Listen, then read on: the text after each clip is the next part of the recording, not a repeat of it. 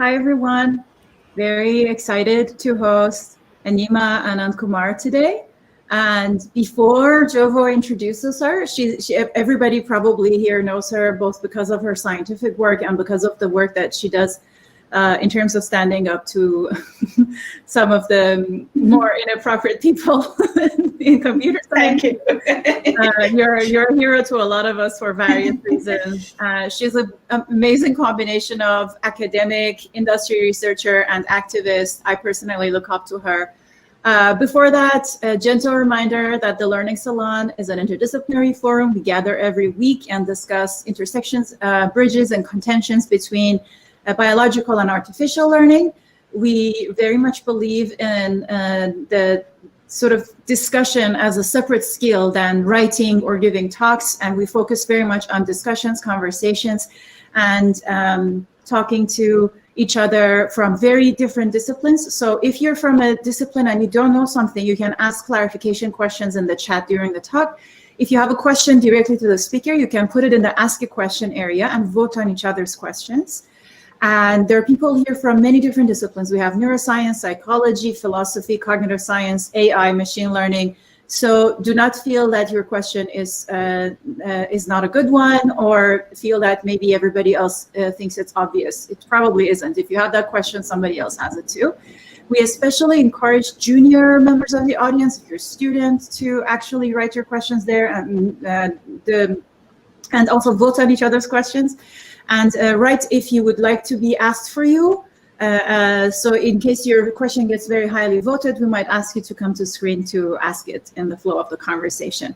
I just want to say one more thing, and that is that a lot of us, our minds are has been occupied this week with India's COVID situation. And if you are in the audience and you're distressed about that, you have our empathy, of course. And if I know some funds that my friends are organizing, there are other people that are organizing something, try to find something, donate, talk to someone. The worst thing is to feel powerless in these kinds of situations. Jovo is trying some trials there, so everybody's trying to do something. So I understand that this can be very depressing, but it's important to keep each other active in this domain. Finally, as usual, hate speech is absolutely not tolerated. And if there is any hate speech in the chat, the person would be sort of by our behind the scenes staff sort of shut down from the chat. They'll be whacked. Yes. Whacked. By that you mean Fully ejected from the chat. And there'll be no physical violence here, though, just to be clear. Then Nidhi, of course, in the chat, Nidhi says that about the crisis in India. Of course, it's a lot of us have our minds on it. Yeah, and also, please, disagreement is totally okay and actually encouraged, but disrespect is not tolerated. So that's the last thing I want to say, and I pass it on to Jovo to introduce Anima. Thanks, Ida. And I just want to say, I'm so happy to be back. We missed last week, and I really missed everybody here. And so glad everybody got to do whatever they wanted to do last week. It was certainly refreshing for me. And I'm so excited to have Anima here. None of you probably know this, but my first interaction with Anima, we were writing more about the bridging between AI and neuroscience and cognitive science.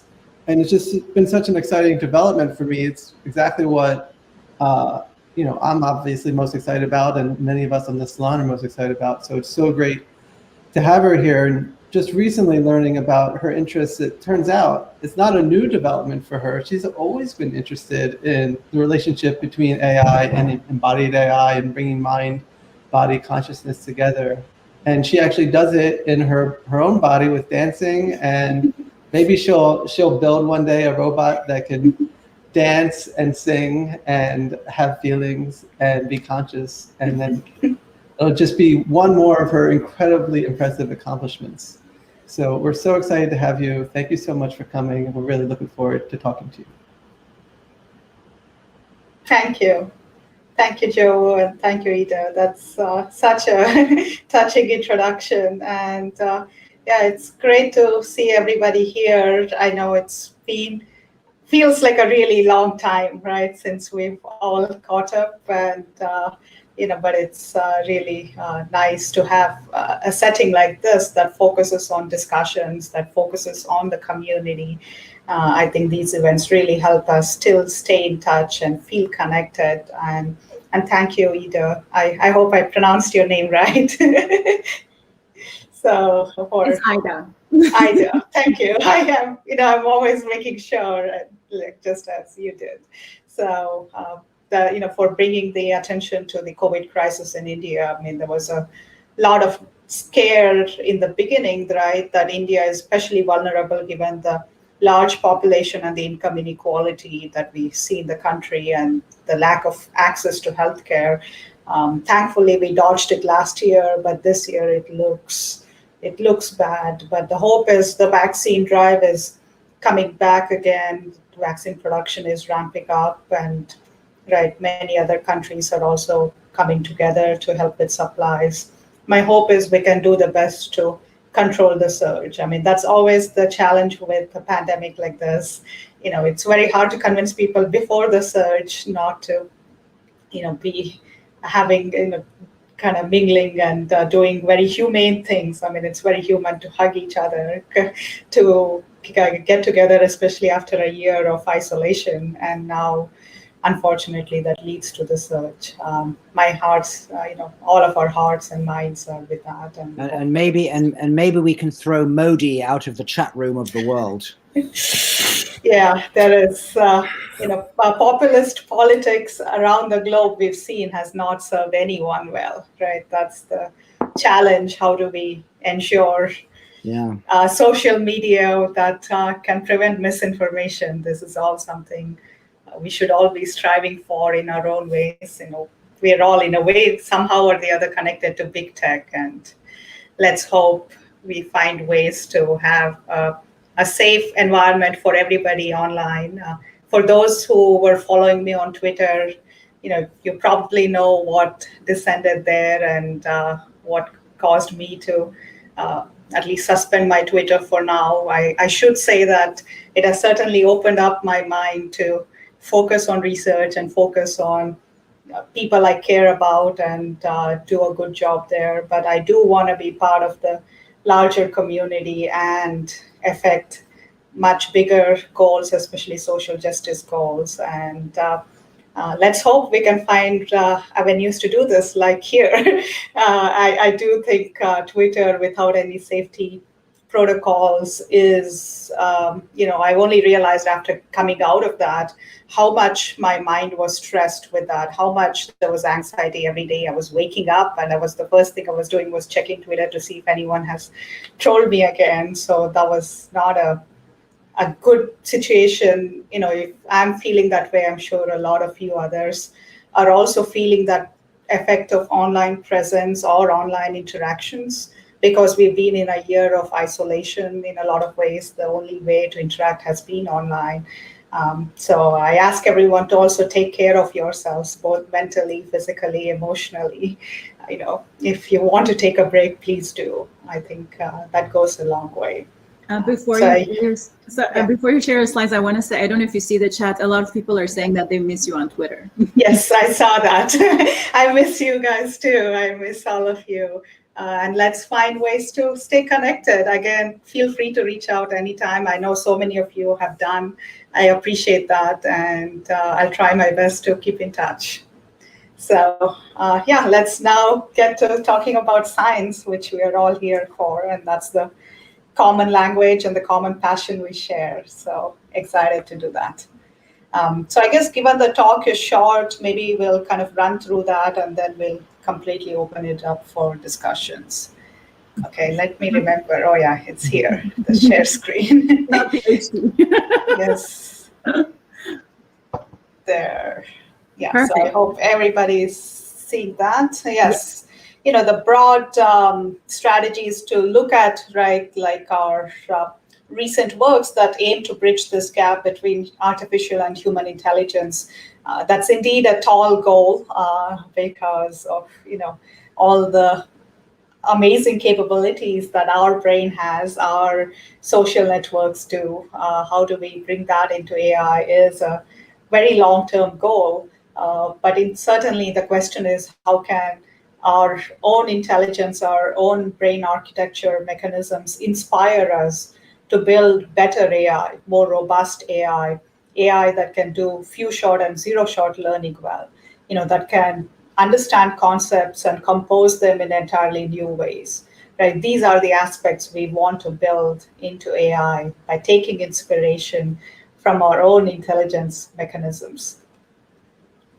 And indeed, if you see over the last decade, it's been so exciting to be an AI researcher. And what led to this advance was this confluence of data, neural network, and other learning algorithms, and GPU and hardware infrastructure coming together.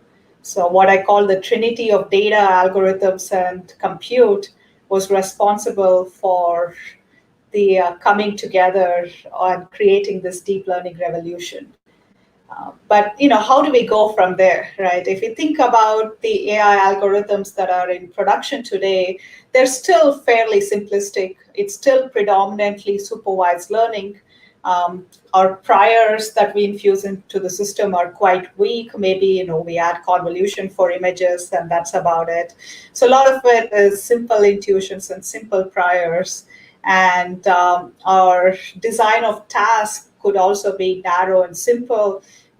Most of the time it is passive. When we are doing interactive learning, it's still fairly simple reinforcement learning tasks, such as playing games in fairly small number of state and action dimensions.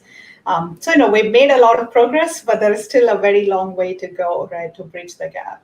And so that's why I broke down an AI algorithm in this way to ask, can we make advances in each of these facets?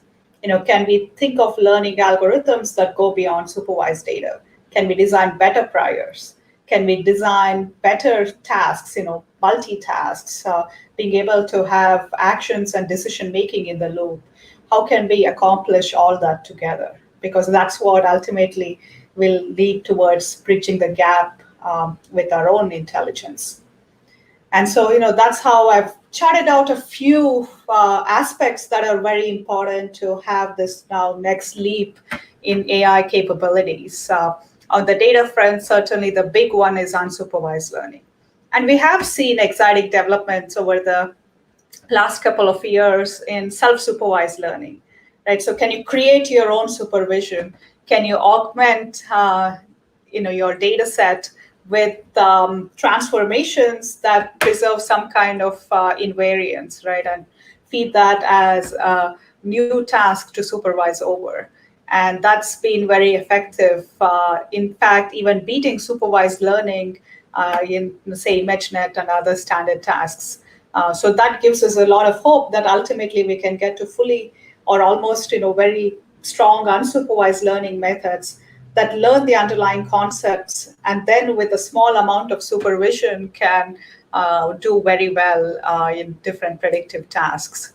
And this is also very human, right? Like infants have no supervision in their early years of development. Only when they learn language are they then labeling and understanding what each object stands for. And so before that, all our visual representation or audio representation, they're all learned by just observing the world around us. So that's, I think, a very core concept in building the next generation AI. The other aspect is priors. Certainly evolution has given us strong priors, right? I think that whether the prior is in terms of specific representation of the data, which I will talk about later on, or is it deciding like what kind of concepts to learn and how to break them down. I guess, neuroscientists here should tell me, but I believe that this is not still very well understood. What is the form of those priors? And so that's also a question, can experimentally in our AI methods, can we develop good priors? Can they infuse different kinds of knowledge? For, I think, entirely general visual domain, that may be hard, but in specific domains, especially scientific applications, I think there is much better structured priors. And this is the work we've been doing in the arena of AI for science.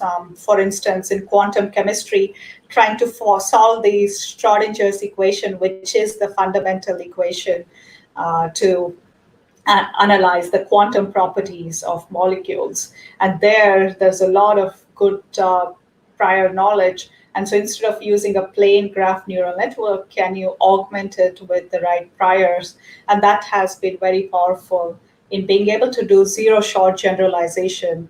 And I think that's a key, right? Like what we humans can do is this aspect of zero-shot generalization.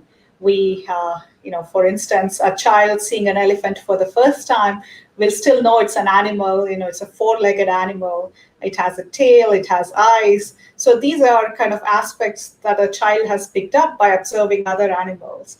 So that kind of zero-shot transferability is at the core of learning good concepts. And that is related both to unsupervised learning and also having good, robust priors in enabling us such a transfer for zero-shot generalization.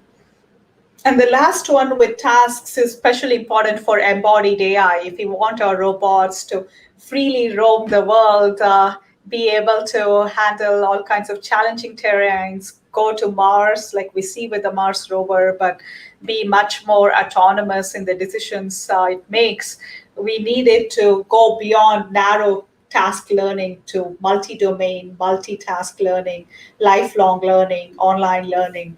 I think these aspect of adaptivity is the one that's so critical and that's still missing in most of our robots. So I won't be talking about this much, but we've done a lot of very interesting work that I recently talked about in my GTC talk. GTC is the premier NVIDIA GPU-based conference that's held every March.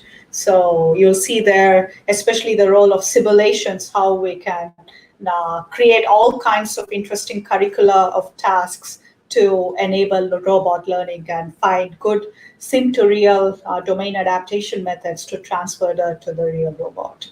So that's a very high-level overview of how we want to chart out this course towards bridging the gap with biological intelligence and ultimately human intelligence within the realm of biological intelligence. So indeed, when it comes to getting inspiration from our own mechanisms, there are so many of them. But one that has, that I've been very fascinated after talking to Doris Sau, who is an amazing neuroscientist here at Caltech and also a close friend of mine now. What we have realized is that this can be something very fundamental to build also into artificial neural networks. The feedback is known to be responsible for vision. In fact, if you prevent feedback from happening, people may not even see the object and may not be able to separate foreground and background and may make really glaring mistakes in how they perceive an object. So this shows like feedback is fundamental for visual perception and ultimately even consciousness, or awareness of the world around, or awareness of, what we are certain and uncertain about the environment we are in. That's an important part of consciousness, right? And the theory that's called the global neural workspace theory, again, this is what I've learned from Doris. What neuroscientists have proposed is that this aspect of feedback is really important to light up the whole brain. When we are seeing from the retina, we have a feed-forward mechanism in the beginning. The signal goes from the retina to the layers in the visual cortex. But that's not the end of it, right? You're getting feedback from IT cortex and all across the brain, and that infuses some kind of generative information. This is how we dream, this is how we hallucinate, right? If that balance between feed forward and feedback gets really off track, that's what leads to all kinds of mental health diseases from schizophrenia to autism. So we understand that there is feedback is fundamental to how we perceive the world and how we are conscious. So the question is, how do we build this feedback into artificial networks and build a feedback that's also including some kind of generative information, right? So can we do some form of generative modeling to incorporate and use that to refine any kind of prediction rather than doing one-shot feed-forward prediction? And so that's the joint work we've done with Taurus's group and also with NVIDIA. So looking at how we can utilize such kind of feedback to have inherent robustness in our neural networks. And as I said, the main intuition here is really adding this feedback and trying to make that self-consistent. So what the self-consistency says is, I know there's a bit of notation here, but the main intuition is this a model that's also, rather, is this an image that's also likely under the internal generative model, right? So for instance, if you have a very noisy or a blurry image, we know that's not a clean picture of the cat. So how will a clean picture of a cat look like? And can you try to project onto that manifold of clean images? So when you're trying to do that iterative feedback, you ultimately want to converge to a point where you're consistent with that internal model. And that's what leads us to then making a prediction in the end. So this is now a continuous iteration between the feed forward and the feedback process. So the main idea is, how do we build that into a neural network? Take any kind of neural network, right? We've just shown here some convolution and simple operations. You can do it in all standard networks like ResNet and so on. But the main intuition, what we want to say here is, how do we attempt to reverse the course of operations that we see in the feed-forward steps? So what happens in the feed-forward steps is the loss of information. When you're doing ReLU, when you're doing pooling, you lose information. So now in the feedback, if you're trying to reconstruct this, there isn't enough information. And so what we instead propose is a Bayesian approach where, if you're now having these latent variables Z, and you try to infer the most likely latent variables, right? Those are the kind of nuisance parameters. Then you can attempt to reconstruct your image. And doing this all the way to the pixel space may be very hard, because there's a huge loss of information going from pixels to representations. So you could try to do it at some intermediate representation. Indeed, in the brain, we don't go all the way back to the retina, right, to the pixel space. So the main interpretation here is, now there's a feed-forward and feedback mechanism, and this will hopefully lead to a more robust network. And we know from control theory, this kind of feedback process, in fact, stabilizes a controller. So that also gives us inspiration to design such a feedback mechanism. And so the feedback mechanism we've designed in the NeurIPS paper is one that's consistent according to Bayesian inference, because there can be lots of generative processes that leads to this feed-forward mechanism, but we want to find one that is most likely. So that, where you can think of the feed-forward step as a limiting Bayesian inference process. The details are in the paper. I apologize, I can't go into that more. But the main takeaway is, there is a principal reason why we design feedback in a certain manner that we show here. And the outcome we see is the ability to vastly improve the robustness, inherent robustness, right? The standard approach is you do adversarial training to improve robustness, but adversarial training is, first of all, expensive. It can also sometimes be failing because of gradient obfuscation and other problems. And also, it's not very biological, right? In the sense, we humans don't see lots of imperceptible noisy images and try to figure out that it's still a cat there. So it also feels very unnatural. So in that sense, is there a more inherent robustness without seeing adversarial samples? So this is again the aspect of zero-shot generalization. You only train with clean images, so training time, you only see clean images. At test time, all of a sudden, you're seeing this adversarially corrupted images, right? And indeed, a standard neural network would fail very badly, right? So I think this, 5 here is 5 iterations. This is something we can also vary. The one with feedback, you can see holds up. So it holds up with increasing levels of noise to some extent. And so that shows the ability. And by the way, this drop here is because we ran it with 5 iterations, whereas if you know an image is clean, you can't get it to be the same number, which is a detail that we can talk about later on. But the main takeaway here is the ability to handle robustness in a natural way by taking inspiration from biological mechanisms. Another aspect that I think is very important, and I'll quickly again talk about this other NeurIPS paper, is how to come up with good benchmarks to test the ability of few-shot learning and concept learning in our AI algorithms. And so we wanted a benchmark where humans can do it very easily. They can get as high as, say, 99% if they are attentive.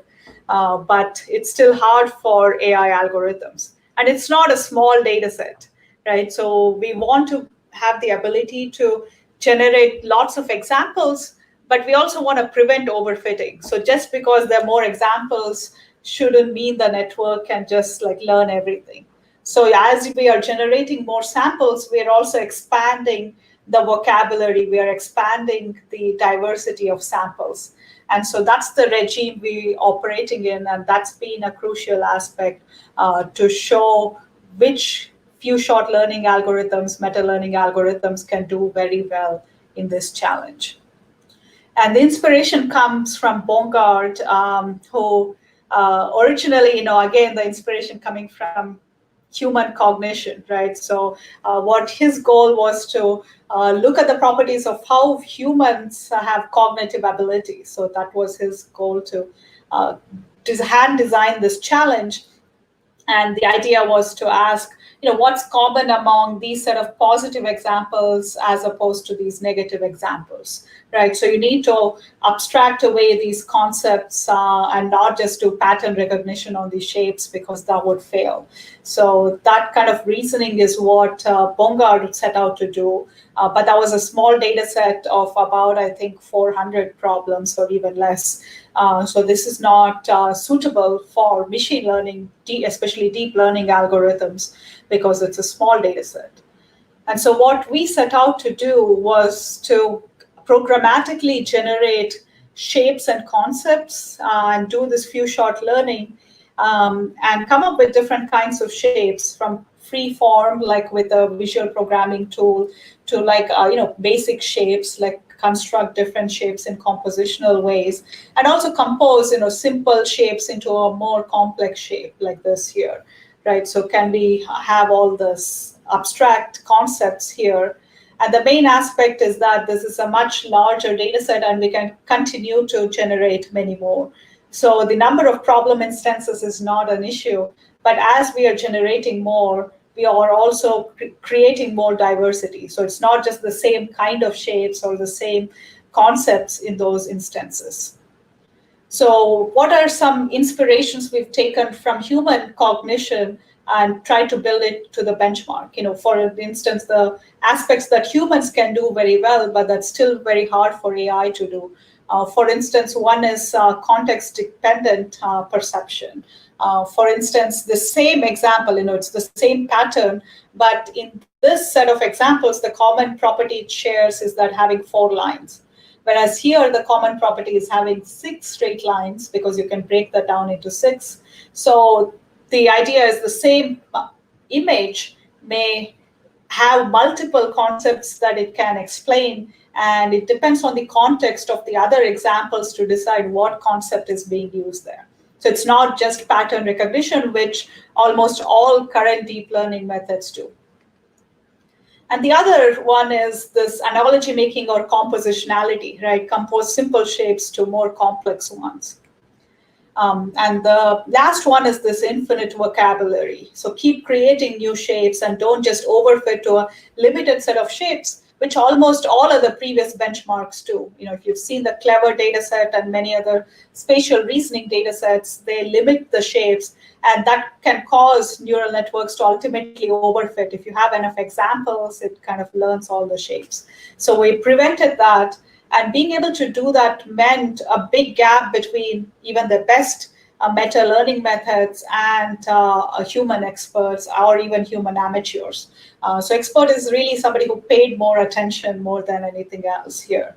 And the idea is also the neurosymbolic baseline, which is a simple neurosymbolic method that also tries to infer the underlying program in these shapes. Was the most effective. So that shows that how, there's theory that in our brain there is some kind of neurosymbolic mechanism, right? There is symbol grounding at some point.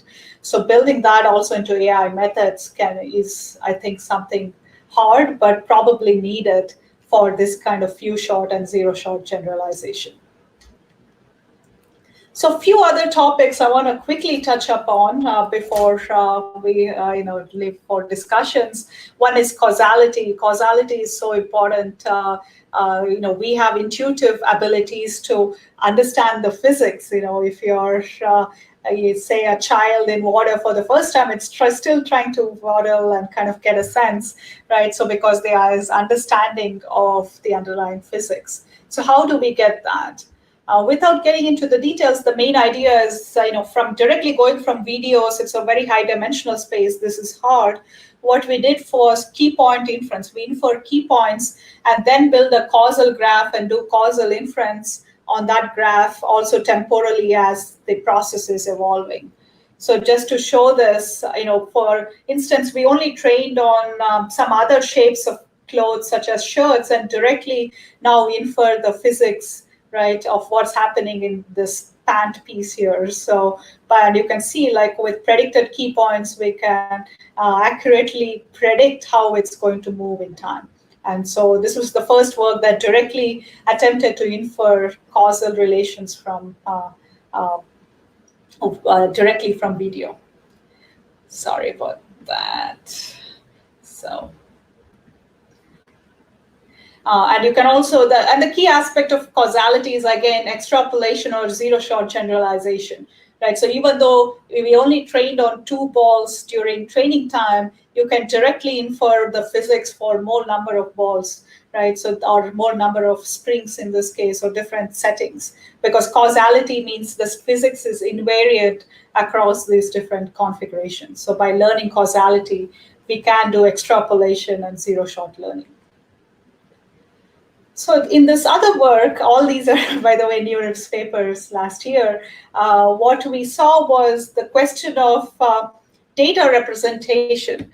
How does our brain manage to be so energy efficient, right? It's amazing how, we are a few orders of magnitude much worse on a single GPU compared to, or rather, right, with any kind of reasonable task we are training for, compared to what we have in our own brain, the power requirements.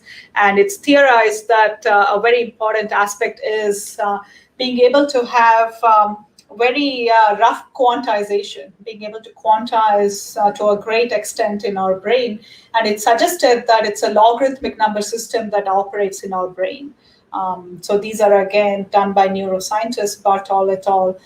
That theorizes that we have a certain logarithmic number system, and that's how we store information in the brain. So if that is the case, this is still different from our current floating point representation, right? So in floating point, in addition to the exponent, we also have the mantissa, but what neuroscience tells us is throw away the mantissa. Can you now train neural networks directly in a logarithmic number system, directly in a quantized system, and do that well? And we were very surprised with these results. So it turns out that just 8 bits in this logarithmic number system is enough. And we also get very high energy efficiency, even compared to int8, which is also 8 bits. So having this logarithmic number system means we have the dynamic range. You have a large dynamic range. And to handle this large dynamic range, we proposed a multiplicative weight updates called MADAM, which is a multiplicative version of ADAM. And that was also really important, because if on the logarithmic number system, if you're only doing additive learning with a fixed learning rate at a certain point, right? If you're in a later point here, the gap to the next quantized level is too high. So an additive learning with certain step size may not just make it to the next level. And so that's why it's important that multiplicative one, you can take big jumps. And so that's aligned with the logarithmic number system. So you can see this as a co-design of the hardware, the number representation in the hardware with the optimization method. And this turns out to really give very powerful, promising results. So you can see almost as good as the full precision aspects here. So which is, I think, very surprising that you can get away with such low precision.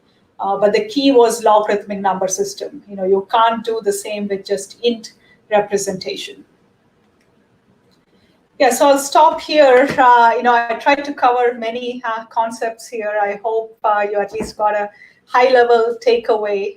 One was that feedback is so critical in our own brain, and how do we build that to improve robustness. The other was this Bongar challenge. How do we build good benchmarks to measure the concept learning and reasoning abilities in our neural networks? Causal learning and reasoning from videos was another one. The last one was having this logarithmic number system as a key quantization method, and to directly train in that quantized system with low energy requirements. Thank you.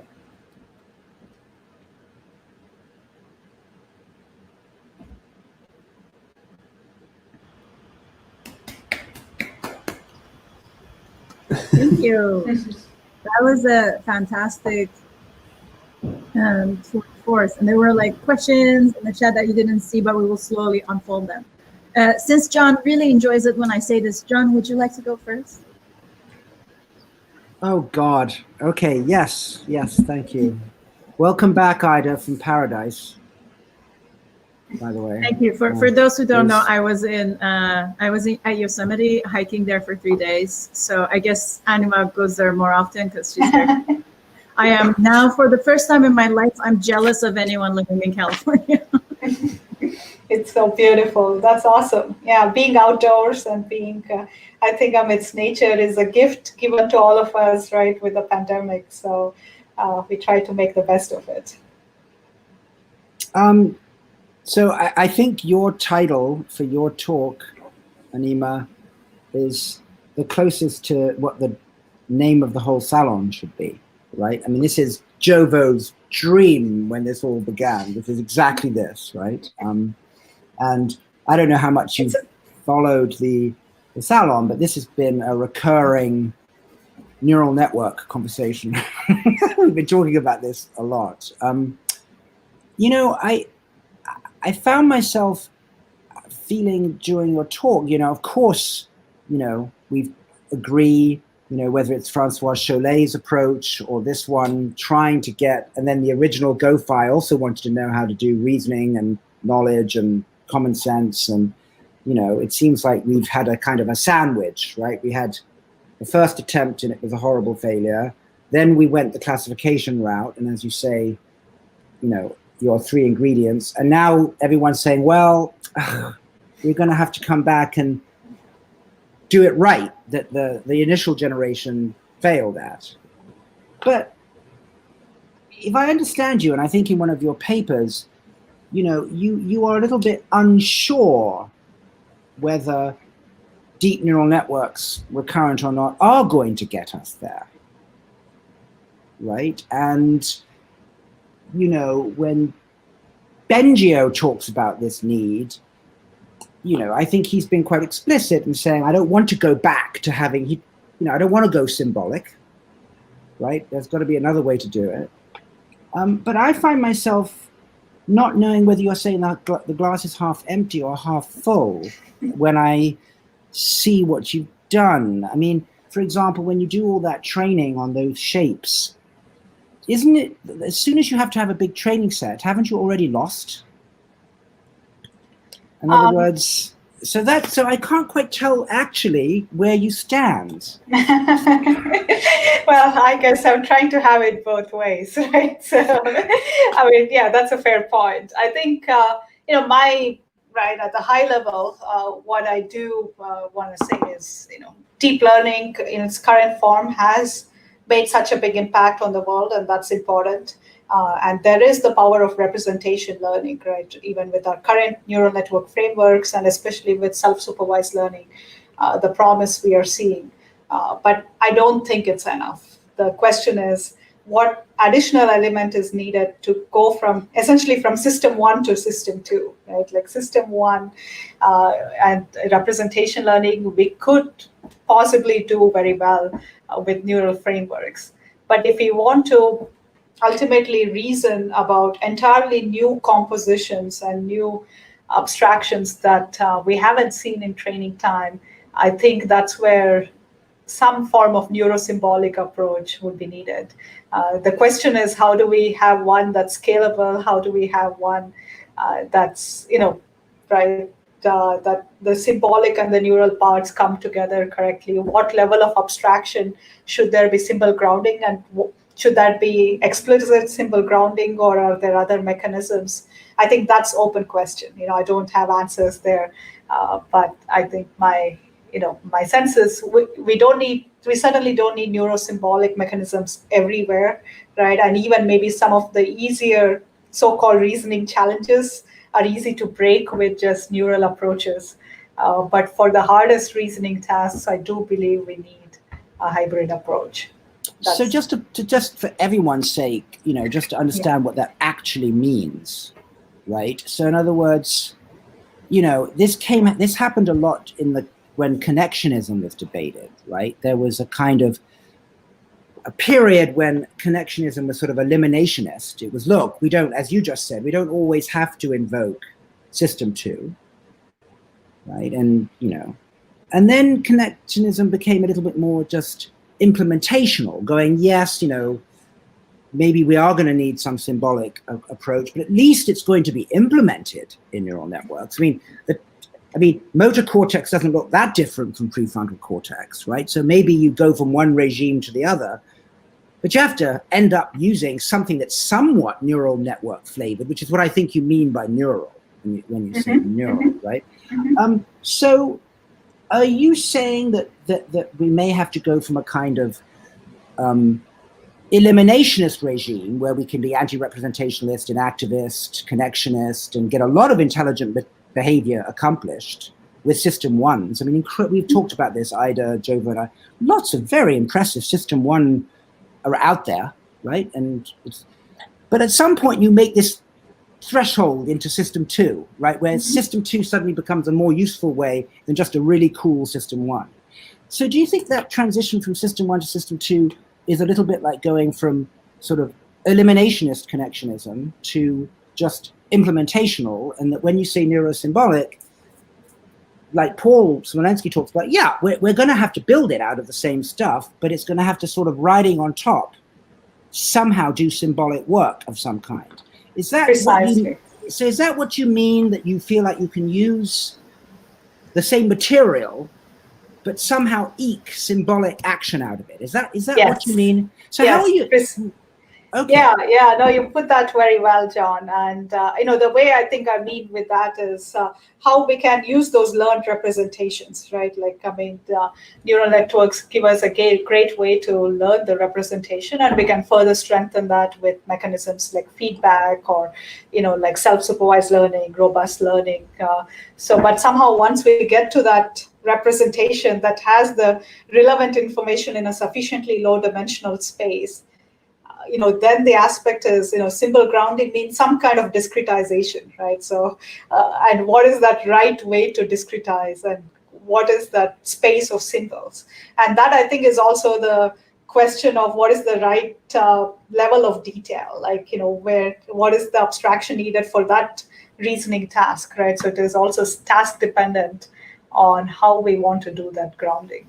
Right. So just to talk about this explicit sort of grounding and the description. Sorry, John, I'm sorry to interrupt, but would you mind just quickly defining System 1 and System 2 for everybody, in case some people don't know? System 1, System 2, Kahneman and Tversky really sort of try to make a distinction between these automatic, short reaction time, almost reflexive like responses that can go all the way from reflexes to, let's take prejudice, when somebody immediately crosses the road when a minority appears. This is explained as these habitual System 1 automatic responses that are no longer privy to overt deliberation. System 2 is slower, it's conceptual, it's deliberative, it's reasoned, it's inefficient, and that's why we spend our lives trying to do as little thinking as possible, right? And System 1, right? And but it's very difficult conceptually to map that on, people to, there's model-based, model 3, goal-oriented behavior, habitual behavior, System 1 versus System 2. These dichotomies keep appearing in various vaguely overlapping forms for centuries, right? There's and the degree to which they're related and not related is, it's a whole discussion, right? But just to push you a little bit more, because you've thought about it. So do you have some sense, beyond knowing that we've got to do it, of when you need to sort of get all System 2 flavored and when you need to have a discretized? I mean, is there some traction, I'm putting you on the spot, on sort of formalizing when we need it and when we don't, right? Yes. Certainly. Time out for a second. Sorry. So, John, you said some things earlier that I just want to clarify, at least the history of cognitive science and connectionism, the way that I've been trained in it doesn't quite comply to the. There are many versions of it. I wasn't trying to be definitive. It's hugely debated. Let me finish. No, my turn to speak. So, so one thing is that, so first of all, it's not true that connectionism was entirely reflexive. In fact, 1990, we have the paper by John Cohen and others that's looking at the Stroop task. And a huge effort is there put into the idea of showing how cognitive control and automatic responses, that dual framework, happens within connectionist frameworks.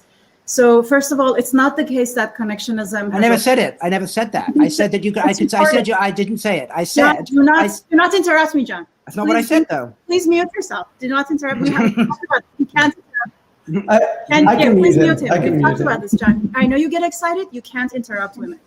So, okay, that's the first point. The second, and there is a recording, so we can go back. I can show you where you said it. It's, it's not a difficult thing to show. But if you didn't mean it, that's totally great, because it's not the case that connectionism was always very sort of not System 2. Second, it seemed like when you were describing, you seemed to be assuming, or there was this inclination to think that System 2 and symbolic are somehow closely related to one another, but there's a lot of System 2 that is not symbolic. So there's a lot of varieties of cognitive control that have nothing to do with symbolic processing. They are in pre-symbolic animals. They exist in a variety of animals and pre-mammalian animals even. And they don't need, a lot of cognitive control does not need symbolic processing. So that's another one. And then you mentioned this thing, contrasting something versus implementation. And that was the point where you were claiming that connectionism initially wouldn't sort of address this. They had challenges, they had computational challenges for addressing this. That's why throughout the entire late 90s and early 2000s, everybody who was writing these books or proposing various approaches for marrying the connectionist and symbolic traditions was not sort of making as much progress, partly because compute power was not there, which now I see Anima nodding. So that's like the footnote that I wanted to say. Anima, please go ahead. Yeah, thanks for bringing up the computation. I'm glad we have NVIDIA GPUs now. Yeah, but I completely agree with you, Ida. The aspect of, yes, the system too, because the question of, there is feedback, right? And the feedback, sometimes we think of it as system two, and that's not necessarily symbolic, right? So in that aspect, I think it's not a definitive thing that all system two is symbolic. But I think to John's point, the aspect of, when we get to, say, math and programming, right, at that point, we need symbols. So, if we are to say, for instance, look at theorem proving, we want to look at neural programming, those tasks ultimately, right now, they're still simplistic. We already know the symbols. We already know which abstraction level we want to work with. But if we want to do that from scratch, like creating math, like create this language of math, and then start to infer and prove things, make laws, at that point, we'll be forced to have simple grounding. So I think structured reasoning tasks like that would certainly do. Right now, with the visual domain, most of that doesn't because of the way we've designed them, right? We are doing, that's pattern recognition. It's not really reasoning, the same pattern, the dog, wherever it appears, it's still the dog. There is no change in decision. We are not changing our decisions about the image based on lots of contextual information. We are not doing tasks like that. And that's still okay. I mean, just being able to do object recognition has been having a lot of applications. But ultimately, one day, if you want to also understand a visual scene more than just its parts, the sum is not its parts, right? It's more than that. That's when I believe we would need some form of symbolic reasoning. John, exactly. I mean, I completely disagree that pre-mammalian things do system two. We can have that conversation another time. But I do think I was just sort of following your lead, which was that you feel that we have to get to some kind of, at least to a subcomponent of system two, which is symbolic. And I agree with you entirely. The most interesting things will be. But I was just wondering, apart from talking about math, is there some formalism, like a gradient that you have in mind? Do you have some kind of tasks map in your mind where you're going to go, whether it's Bongard or whether it's ARC, that, I have a feeling that I'm going to have to go into this new regime. Do you have an intuition yet, or some sort of map in your mind about when you're going to be pushed into this extra domain? I mean, or is it just intuitive right now?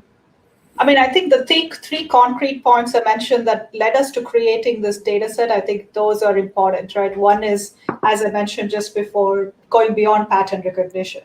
So the same pattern can mean different things in different contexts. The other is compositionality, like simple shapes compose themselves to be, or whatever, simple concepts compose to be something more complicated, and you've not seen that during training, right? So that compositional understanding.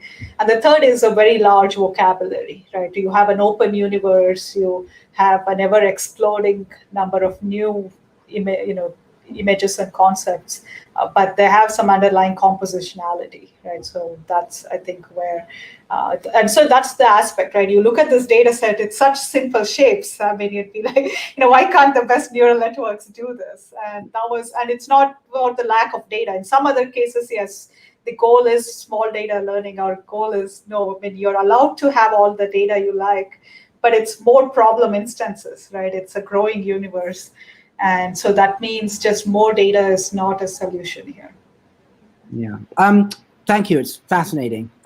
I will cede the floor, as I kind of already did. Okay.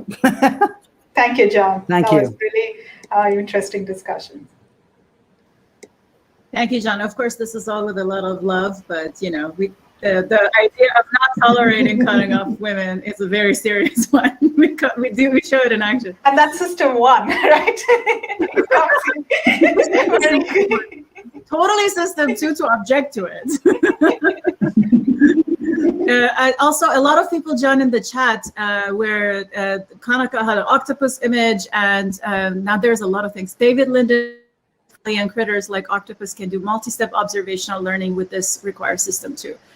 I think that first of all, the definition of these things, I think they're not the most precise things, but yeah. So I think a lot of us in the chat that pre-mammalians or non-mammalians can also do.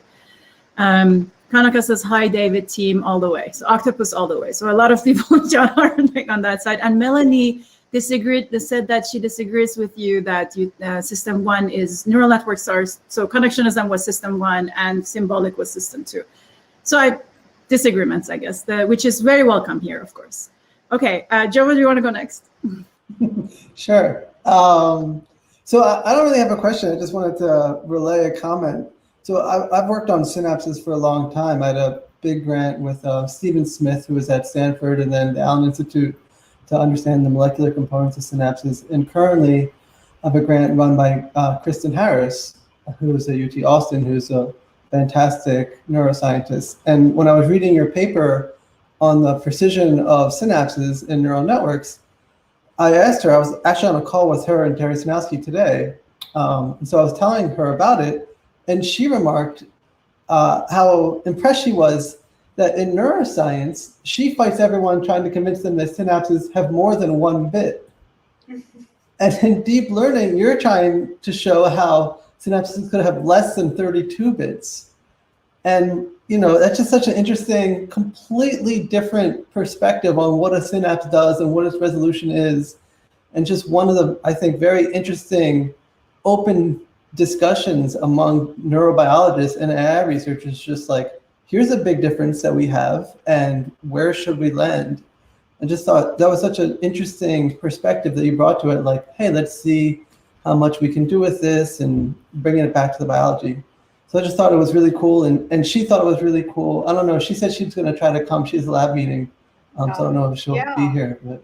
Thanks, Joe. I'd love to learn more about it. At Caltech, we talked to Marcus, and he's the co-author on that paper, and so we certainly had that neuroscience infusion there. But I am curious, because in our case, what we said was multiplicative updates was really critical for making the logarithmic representation work.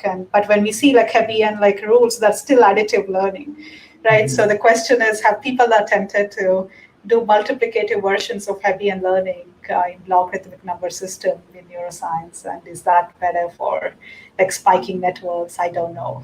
That's something that's still open. Yeah.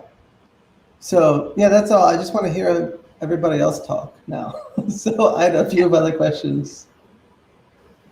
Thank you. So I'm very always impressed by your work. One thing that I wanted to ask you is with regard to latent state discovery, especially when it comes to exploration, when the agent is exploring and it doesn't know what the relevant features of the latent states are. I think the example that they use is very cool because there are many different features and there's many different combinations of those features that could define what the relevant dimensions of the representations are. The agent could potentially play and just figure out things for no reason, with no task, with no reward. But there's different approaches that I've seen. So some theoretical people like to prove that a particular exploration would discover all the possible latent states. But that might actually not be useful in spite of the fact that it's provable. Some other people are more task dependent, but a little bit more on the generalization side. So latent states that are for the current task, but they also can generalize. And others concerned with, anything that's a little bit more, that in an intrinsically motivated way can be sort of discovered. So I wanted to get your perspective on where do you stand, or maybe another option in this idea of latent state discovery, especially. Yeah. No, that's a great point, Ida. I think the aspect of exploration and how to build the relevant representation, right? I think an important aspect is this embodied interactive learning, and which is what we don't have in many cases. We have a fixed data set and or very small environments, right? So I think that complexity of it quickly explodes if you're doing visual reinforcement learning. So one of the papers we're about to release is asking how to learn good representations in that setting. Because a lot of what you mentioned, like curiosity-driven learning, everything can work in small state space, small action space, right? But and especially most of them are still tabular in the settings we've seen that work. But when you go beyond that to more realistic scenarios, robot manipulation, other continuous state and action spaces, visual representations, I think it's very untenable. And that's where, my answer would be to build good simulation environments that help us to create tasks. And one day, maybe even that task creation could be another agent, right? And it could be like an adversarial learning framework where there's a task creator and then there is the agent. And so it's the environment trying to challenge the agent to do well. So ultimately, I think that would be an answer to decide what's relevant for exploration. So it would be highly multitask, multi-domain learning. And so I'll just quickly say what we did in the current visual reinforcement learning project, where the goal was, again, zero-shot generalization at test time. So at training time, we see, let's say, a car drive through a simulator. And at test time, you could see entirely new weather conditions that were not seen before. You could see like night scenes and darker conditions. And so how to enable this, right? So what we did at training time was to do augmentations, do self-supervised learning like we do in standard passive settings. But the challenges in reinforcement learning, optimization is another big deal, right? Like when we started the deep learning revolution, we said, throw out all your optimization theory, don't care, just go ahead, do SGD, Atom, you're done. But with reinforcement learning, that's not true. Optimization really bogs us down. It gets us stuck into bad policies. It leads to catastrophic failures. And so what we did was a staggered two-stage approach where we only have weak augmentations. We get an agent to learn in this fairly easier optimization problem. And then we do imitation learning. So it's a staggered approach. So you can think of this as first learning a policy in an easier environment, and then turning that into imitation learning to make it easier for the agent to also handle stronger corruptions. So I think we would need these kind of staggered approaches, right? Some kind of curriculum of task, like a task hierarchy, also like a visual perception hierarchy, like go from easier corruptions or no corruptions, ultimately keep adding more challenging corruptions. So we have the NVIDIA Isaac platform, which now there is a public release where that's an environment for robot learning in simulations. And we have legged robot, we have the robot arm.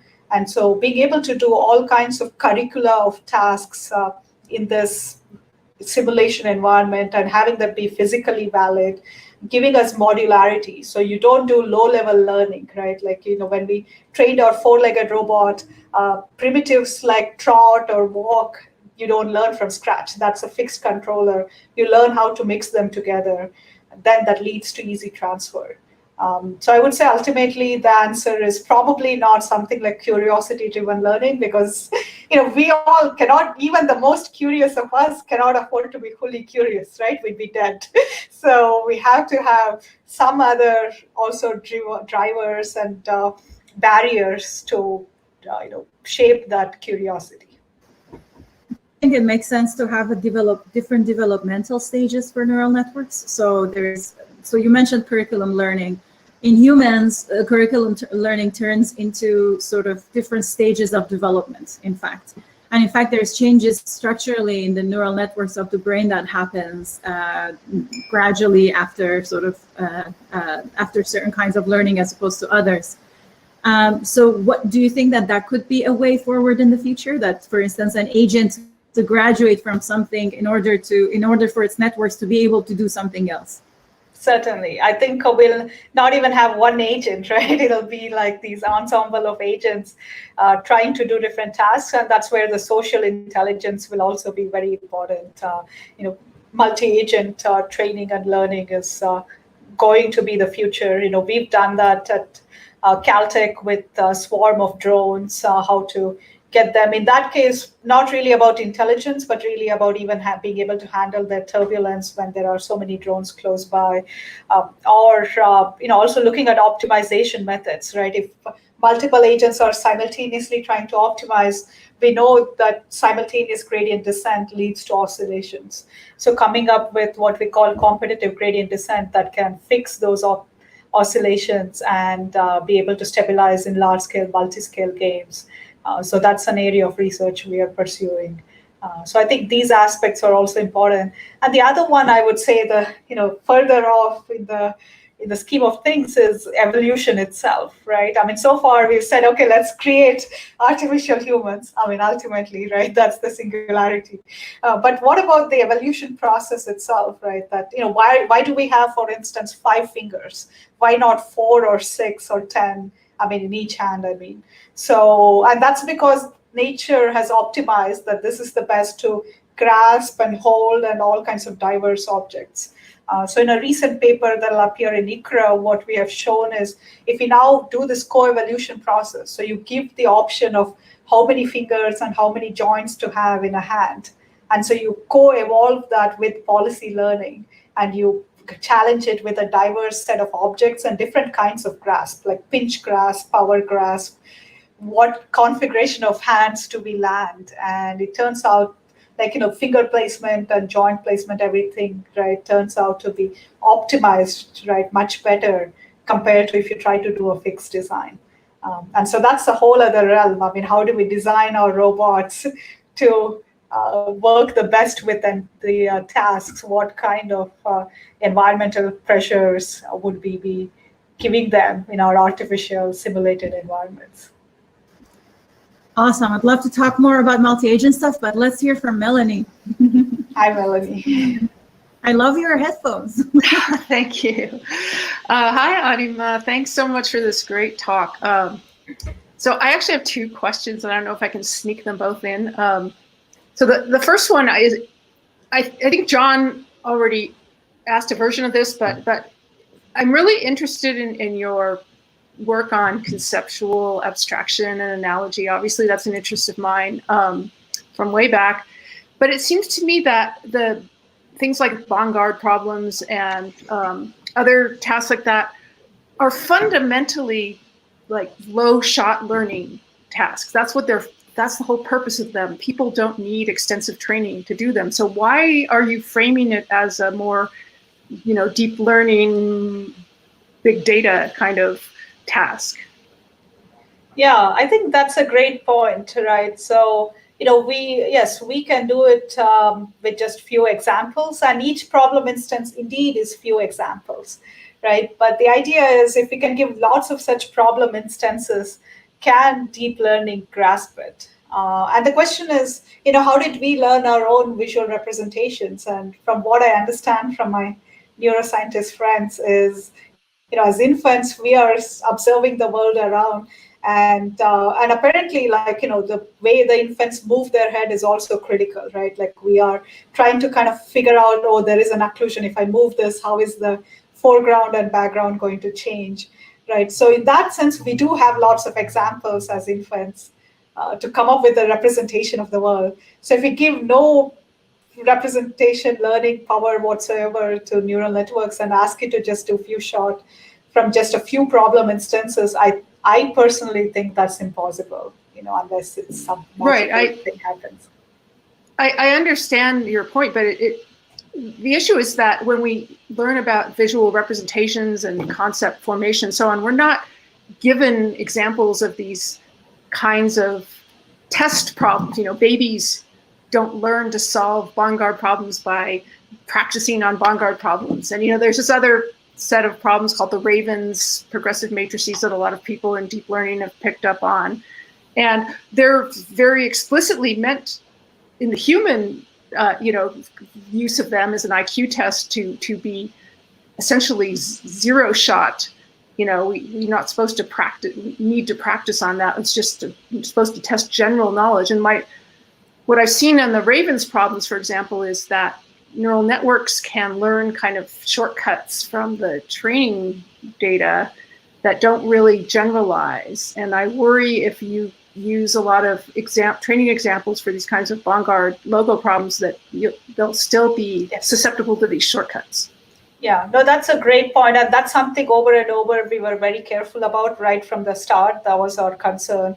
And the way we made sure, first of all, was that, with that, that it's having a ever-growing vocabulary, right? And the fact that it's not just pattern recognition, so the same shape means different in different contexts. So you cannot just do pattern matching. You memorize a pattern and it's a small universe of concepts, then you're done, right? That's kind of where shortcuts are encouraged. And that's where we tried all kinds of meta learning and deep learning methods.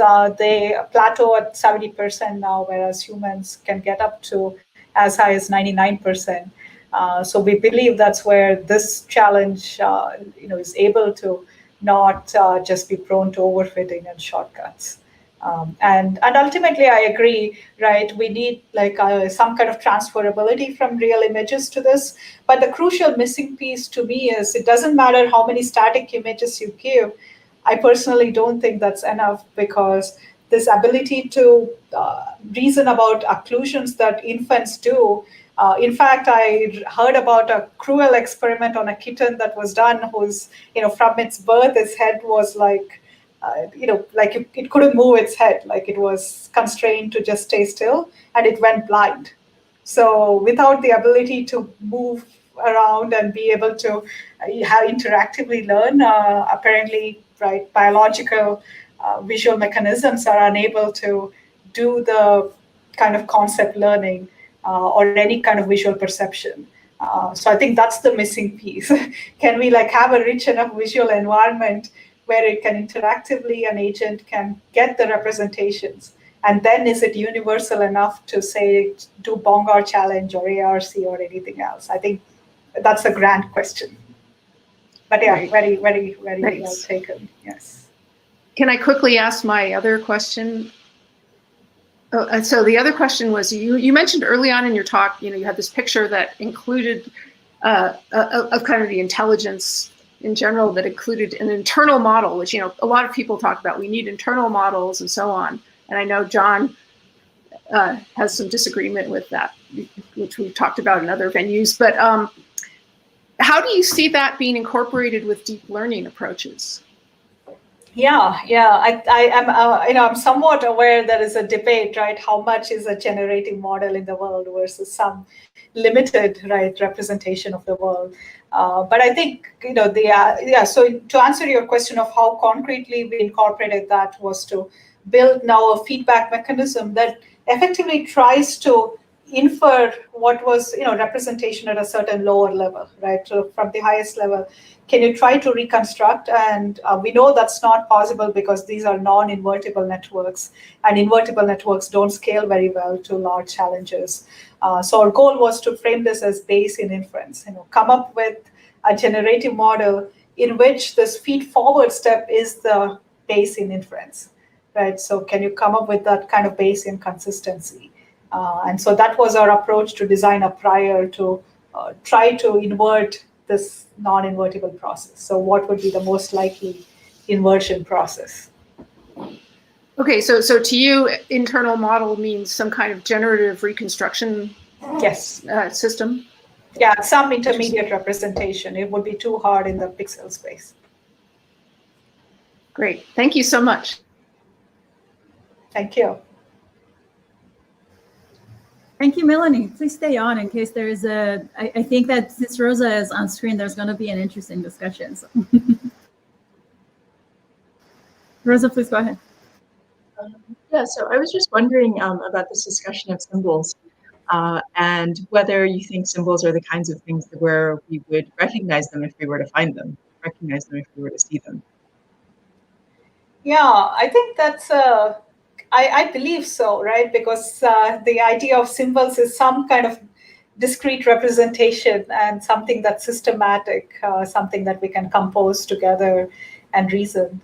So I know this is where the neuroscientists here can chime in more. I'm aware there are many attempts to try to understand the kind of symbol grounding in our brain, and I think there is at least some kind of agreement that some form of grounding is happening. Maybe not. That's still controversial, but yeah, I'd be curious to hear if, I mean, so in the definitions that you just gave, it sounds like those are just functional characterizations, like symbols are the kinds of things that we can do A, B, and C with. Does that give us any guidance towards knowing like how they would be implemented, or how we could tell that the brain was using them, or that an artificial system was using not them? by itself. Yeah, not by itself. I mean, Yeah. So what are the extra things that you think we might need?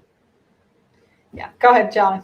well, I mean, Rosa, as you know, I mean, there are a number of philosophers who have, Nick Shea's recent book, Ramsey's book, Gualtiero Piccinini's book.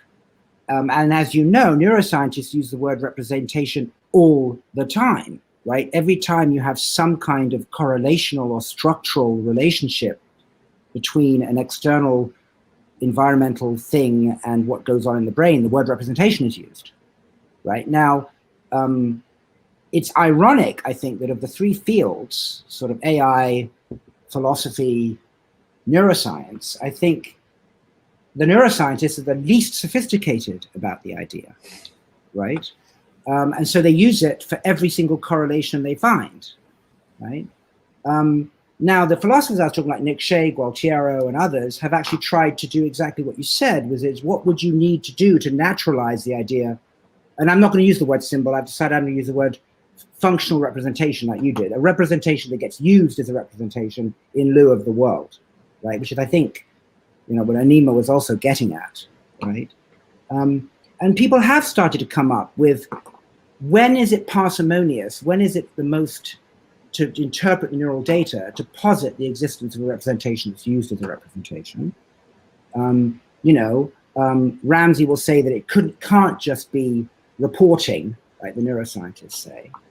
And so I find it really interesting that what Anima is saying, and this move towards system 2 from system 1, and what the philosophers say, is actually trying to tell the neuroscientists, these are the criteria that you should more strictly apply to begin to answer your question, Rosa, which is, when would it actually be useful to invoke the notion of representation in the rich way, right? And whether you use the word symbol or representation or internal model, some sort of flexible intermediate abstraction that can be used in an effective general way. I think that's the main point, right? I mean, that's something that can be used, right, and moved about a little bit. And the neuroscientists, I think, need to sort of be stricter with their use of the term, and then perhaps we could find it, right? It won't be like Leibniz walking into the windmill, looking around and going, where's the thought, right? That we'll find something, right? But I think that it's going to be, the AI world actually solving this problem, plus the philosophers who are actually going to make it so the neuroscientists come up with good criteria. Right? I think they can be found. So John, people in AI or in deep learning tend to talk about like embeddings, like some high dimensional vector as an internal representation. Is that the kind of thing you're talking about? I think this is a longer conversation, and of course, I think what's interesting about representation, and actually John in the chat, I think if it were true that you had vicarious trial and error in the hippocampus, in other words, you really did simulate in your mind going left down the corridor, down right, in other words, this whole notion of a map. In other words, you really operated on a substitute detached from the world, right, flexibly. That's what I think we should be talking about. It's a detachable substitute that is flexible enough to stand in for the world. Mm-hmm. And that's what I think people mean. And it's just very difficult to prove definitively existence of these detachable, flexible, rich representations that can be used instead of the world. But I think that's what we're all kind of talking about. That's my view. Mm-hmm. Can I jump in here with a couple of thoughts on what John just said? So you said you're just going to use the word representation, but I would have thought that the word symbol was more specific than that representation is this more general idea. And I agree with almost everything you said about representation, but people want to distinguish between symbolic and non-symbolic representations. They think that there's an interesting functional difference there. So I was really interested in the symbolic part, because I think most people agree that representation somehow or another are used in the brain. They just might not be symbolic. in these ways that seem to have all these connotations having to do with like digital and discrete and combinatorial and so on. Yeah. So exactly. So what symbol is echoing is the notion that came originally by Grice when he talked about in the philosophy of language, that when it's arbitrary, in other words, when there's no relationship whatsoever between something in the world and the representation, right? So slang, or 3 rings of I think Grice used the example of 3 rings of the bell on a bus means it's full. In other words, it's completely arbitrary, the representation. Having it in your head in no way increases the probability that that object is out in the external world. So I think symbol is the term used for what's called non-natural or arbitrary representations, where there's no actual thing in the world that it's somehow isomorphic with. And that's the way the word symbol is used for that sometimes, that it's arbitrary in the Saussurean sense. So let's also acknowledge the actual history of artificial intelligence, which is the reason we were talking about symbolic versus, let's say, connectionist here today, right? So it's nice to talk about philosophy, but there is a distinction between people who are actually using something to build a tool or to study something. So the use of the words there is a little bit more pragmatic as opposed to, I guess, let's say, theoretically rich. So I personally was trained both in philosophy and computer science and neuroscience. And I sometimes find that I actually, it's not helpful to have my philosophy hat when I think about some things, but it is helpful other times, right? So something that I wanted to add to that is that in symbolic AI, there was very specific ways that this was used, right? It might have been naive with regards to the philosophy of what symbolic might mean, but it was a little bit more specific. And I think that the movement that has happened, that I know that Anima has interactions with it a lot over the past couple of decades, has been towards the idea that perhaps there is some kind of this sort of symbolic representations or special kinds of representations that are that kind of a stand-in, and then they have some relationship, some generative rules for how they interact with one another, and that's the level at which they happen. And it's no longer something that's directly necessarily a reaction of the sensory system or the memory system to the world. So in that way, I think that there is a grounding of the notion of symbolic representations in the history of AI and neuroscience over the past 70 years now, since the 1950s, in a way that it's a little bit divorced from the history of the notions of representation in philosophy, for instance. So I think that there would be a nice work to bring these all together, maybe in some kind of a work, and see where they fell, apart and where they are close to each other. But I don't think there is a proper one-to-one mapping between them. Yes. I think, diverse fields, right, it's used differently. So I agree with everything that's been said. The one thing I want to add is crucial is error correction, right? I think that lens of symbol grounding is so important. And that's what would distinguish these continuous representations from discrete ones, right?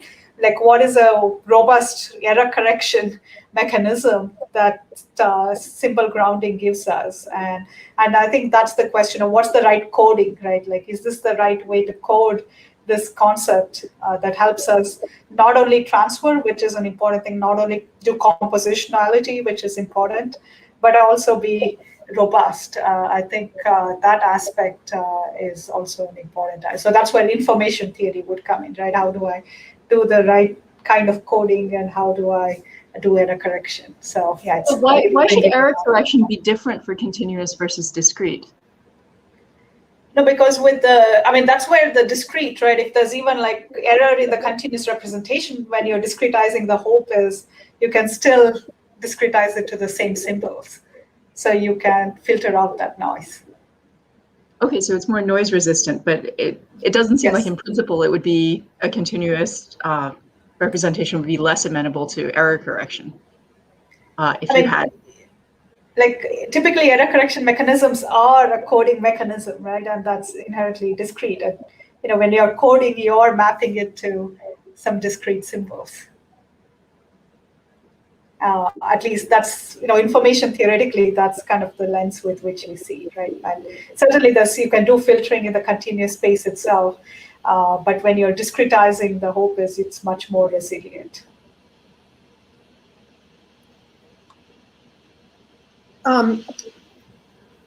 Just to respond to Ida, you mentioned sort of this notion of the history of AI, what's the symbol, and it kind of began with the so-called physical symbol system hypothesis of Newell and Simon, where they were, I think they were quite influenced by Lisp. And in fact, that's what Newell described a symbol, the physical symbol system, as a Lispish kind of beast. That's like a quote from him. And they were sort of seeing that this, a symbol was kind of like a Lisp token that could be operated on and processed, and was very much like a programming language. But I think the concept of symbol has changed over the decades of AI, and I find it harder and harder to pin down what it is. And in fact, there was I don't know if any of you saw this debate a couple of years ago between Gary Marcus and Yoshio Bengio, where they basically spent the whole debate arguing about what symbol means. And I found it very frustrating because, it was just, people were using this term in very different ways. So I'm not convinced that that idea is firmly grounded in AI. And I don't know what it means in philosophy either. So I'm not even sure if it's that useful a term anymore. Well, just on that point, I mean, you're absolutely right that trying to define things is a very strange way to go intellectually. I think what happened with Anima, if I understood it, which is, look, here are the problems, right? Compositionality, context, vocabulary, and then the intuition that you have to do something new to get to that, let's call it system 2. Yes, you can start talking about symbols, but I think there's a difference between, as Gary Marcus does and Paul Smolensky and others, intuit that we need something extra, like Anima said, without necessarily having to get bogged down in definition. There's no watertight definition of truth, and it doesn't stop philosophers doing work on truth, right? So I think you have to distinguish between using it just as a catchphrase that we need something extra, like Anima said, versus feeling like we can't make any progress until we tack it down in a definition, because you're probably right, we won't. But it's capturing in a fuzzy way a lack. It's doing what Keats would call a negative capability. It's telling us that we're missing something and that we need to do something. And we should use it in that fuzzy way rather than feeling that we've got to define it definitively, because it doesn't really work very well, that kind of task. But I think the problem is that people, when you say the word symbol, in AI at least, they harken back to Newell and Simon and that, good old-fashioned AI and all of that kind of thing, which is maybe not what you want it to mean. It's what happens. That's certainly not what we want. It's what happens in the history, right? Melanie, you've talked about this. If you say the brain's computational, people think you mean Turing, right? If you say that you think that there's this extra system 2 and you say simple symbol, people think you're going back to GoFi. It's almost as though we're so freighted historically with what these words mean that we're not actually able to use what they're trying to capture so that we can make progress, because we keep having to get hijacked by their histories, right? But so I think, so what I think is, when you're doing the kind of work going forward, like Anima's shown, is you find a need for something that's in that ballpark, and it's useful to get work done, but you don't necessarily have to be slave to the history of the term, but still feel like you can derive something useful from it, right? I mean, am I misspeaking, Anima? It seems like you're intuiting its usefulness without feeling that you have to. Yes. Yeah, I think the important thing is to build the right kind of benchmarks to measure this, right? Because, there was even a DeepMind paper in reinforcement learning saying neurosymbolic doesn't help. Yes, I mean, if the games are simple enough, it certainly, it's certainly an extra burden, right? So, but that burden has to have challenging enough tasks to reconcile with it. And that's where, we see like lack of, I think, enough benchmarks. And that's where we hope with the Bongard challenge, people can think of more creative ways to construct that. And then I think we can see the need for, some form of abstraction, right? And I believe some kind of a discrete abstraction, which is how I think of the symbol, will be helpful. But yeah, that's precisely. Yeah. Yeah, sorry, I have to unfortunately leave. I had another meeting, so I thought this is until 2:30. But yeah, it's been such a pleasure. I really love these discussions, and I tried to look up some of the papers, but I guess the chat will be also available later after this. So I'll try to take my time later on to go through. I haven't had the chance to do it now. Thank you so much. This has been awesome. Absolutely, and we can continue the conversation Thank you so afterwards. much. Whoever wants to stick around. It's been. I've had a number of occasions where John and Rosa and Melanie have been involved. It's wonderful to see this interaction. This is a fantastic opportunity. Thank you so much again, Thank you, Anima. both for your science and both for the service that you provide to the community. And you have a lot of us look up to you. So it's been particularly an honor to have you on. Thank you. Thank you for all the support and love. And yeah, thank you for all these discussions. I really enjoyed this. And thank you for the references. I'll certainly look up more on them. And let's continue to talk. Let's, look forward to more of this. Take care, everyone. Take care. Thank you. Yeah. Thank you. Yeah, so something I want to say. I agree with you, Melanie, that these notions might not be as easy to define. And so if we did the analytic philosophy approach of let's first define all of our words and everybody agree on the words, we're never going to make any progress in a way, in any direction. Like nobody's going to go to the lab and measure anything from a mouse because we don't know still what representation means. That's like a different kind of tools for different disciplines, right? And I think something that is important is that in a discipline, and this I'm saying this as somebody who studied history and philosophy of science at some point in my graduate school. So one thing that's interesting is that the tools of neuroscience is not just words, and it's not just concepts. There is also measurements. There is also figures and graphs, and there is also methods that accompany it. So it's a set of practices that are a little bit different from philosophical practices that involve that are a little bit more focused on linguistic concepts, for instance, as the tool of the trade. And so, or conceptual clarifications as the tools of the trade. So for instance, I did a survey at some point on Twitter about who is confused about the word representation. The more papers people had, the less likely they were to be confused about it. And so I had like different categories, and it turned out the majority of people who are confused are people who have smaller than 4 papers or something like that in the field that deals with the issue of representation, or people who are outside the field. That was people outside the field and people who had fewer papers that were the majority.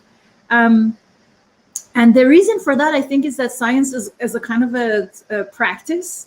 And so it doesn't rely exclusively on conceptual clarification. And so if you are in a particular practice in a particular era, the words of the trade are applied to a field. And this is not great. So there is a plurality of the uses of the word representation, and there is no clear conceptual clarification of it because different groups of people who are used to certain traditions or methods or figures or particular measurements are using it in different ways. So I do agree that there is a plurality of the word, but I think I would disagree that somebody would define it and everybody would use it in that way, because I don't think that's the solution right now. I see Rosa is nodding and I'm very happy about that, because I think once we disagreed about representations. But I don't know what the solution is from here on. Whether to go on with the plurality and allow the evolution of the concept across different methods, to look at the similarities with a grain of salt. For instance, there is a lot of similarities between the use of the word representation or representational similarity analysis in computer science and varieties of field in neuroscience.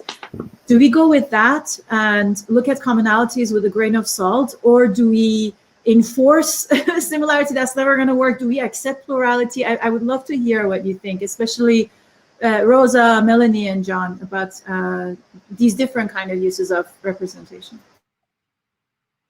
Yeah, so I think actually, I mean, I agree with you about that we should be pluralists about maybe the concept representation, and also acknowledge that there are different uses. But I think some of these things can actually be resolved just by noticing that representation sort of isn't a one-place term, Like we always want to know like representation for whom, right? Representation in what context, representation relative to what kind of probe that we're using, right? Relative to what kinds of questions we want to ask. I think once you include those, then you can eliminate a lot of the confusion or crosstalk involving the concept, right? So you might, I think neuroscientists who, you know, are sort of allow the use of the term to proliferate to designate anything that's correlated with any kind of external stimulus, they're using it for a different purpose than people who want to think about how our internal states manipulated, how do we do inference, how do we do complex reasoning, right? In the one case, we're sort of using it to keep track of particular brain states that we don't otherwise have good names for. And in the other case, I think we're thinking about a rather specific functional role involving a kind of system to internal manipulation. Although maybe I shouldn't open that can of worms again. Well, no, I mean, Rosa, I actually do not. I mean, full disclosure, I just, was asked to write a review of a book on this. And I do feel like there should be some, I think representation is a rich, important concept like internal model. And I think that it should be used as it's meant to be used in a cognitive capacity. If it's just going to be a catch-all for any correlation or structure with anything in the external world, I think it loses conceptual traction. I agree with the philosophers that representation can be a useful concept that rises above its null hypothesis, which is just a sequential causal chain where there's no additional work done by invoking the notion of representation, right? And I would say that the neurosciences come from the sensory motor side, right, spinal cord up, and the sensory motor explanations and AI explanations of system 1 can do perfectly well connectionism 2, dynamical systems, enactionism, without representation. I mean, I think we've learned that the term representation, it doesn't do that much useful work if it's used in the philosophers for a lot of behavior, right? But just like Anima was saying, we get to some threshold, we get to something that we call cognitive reasoning, one-shot learning, generalization, where suddenly it becomes a useful concept. I mean, right? I agree with you that representation is not bearing much explanatory weight in these sensory motor cases, right. That they're not, representation hungry tasks. But I feel like what you're trying to do is like legislate what words people get to use, and philosophers have had no luck with that. No, right? I'm not trying. I'm really want. not trying to legislate anything. I just think that what we're trying to do here, and I think it's working beautifully in this salon with you guys, is to realize that it's actually quite a rich concept. Like all concepts, if its boundaries are somewhat limited, right? If it just becomes a catch-all for correlation, then it just doesn't, and that's all I'm trying to say. And who uses it like that? Who uses it as a it's I can all show sensory you neurophysiologists. All of neurophysiology, right, Ida, all of neurophysiology. I wish, I feel like neurophysiology is underrepresented at this moment, and it's not fair to them. Something that I'm not, so again, there is a set of practices. So Rosa said something that made a lot of sense. Rosa said, let's clarify representation with regard to the question, who's asking the question, and what kind of question, what is the probe that's being used, what's the discipline. And I would say also the set of practices and methods that are around it. And it does a lot of work in neuroscience, even at the electrophysiology level, when, especially, for instance, in the field of hippocampus and entorhinal cortex.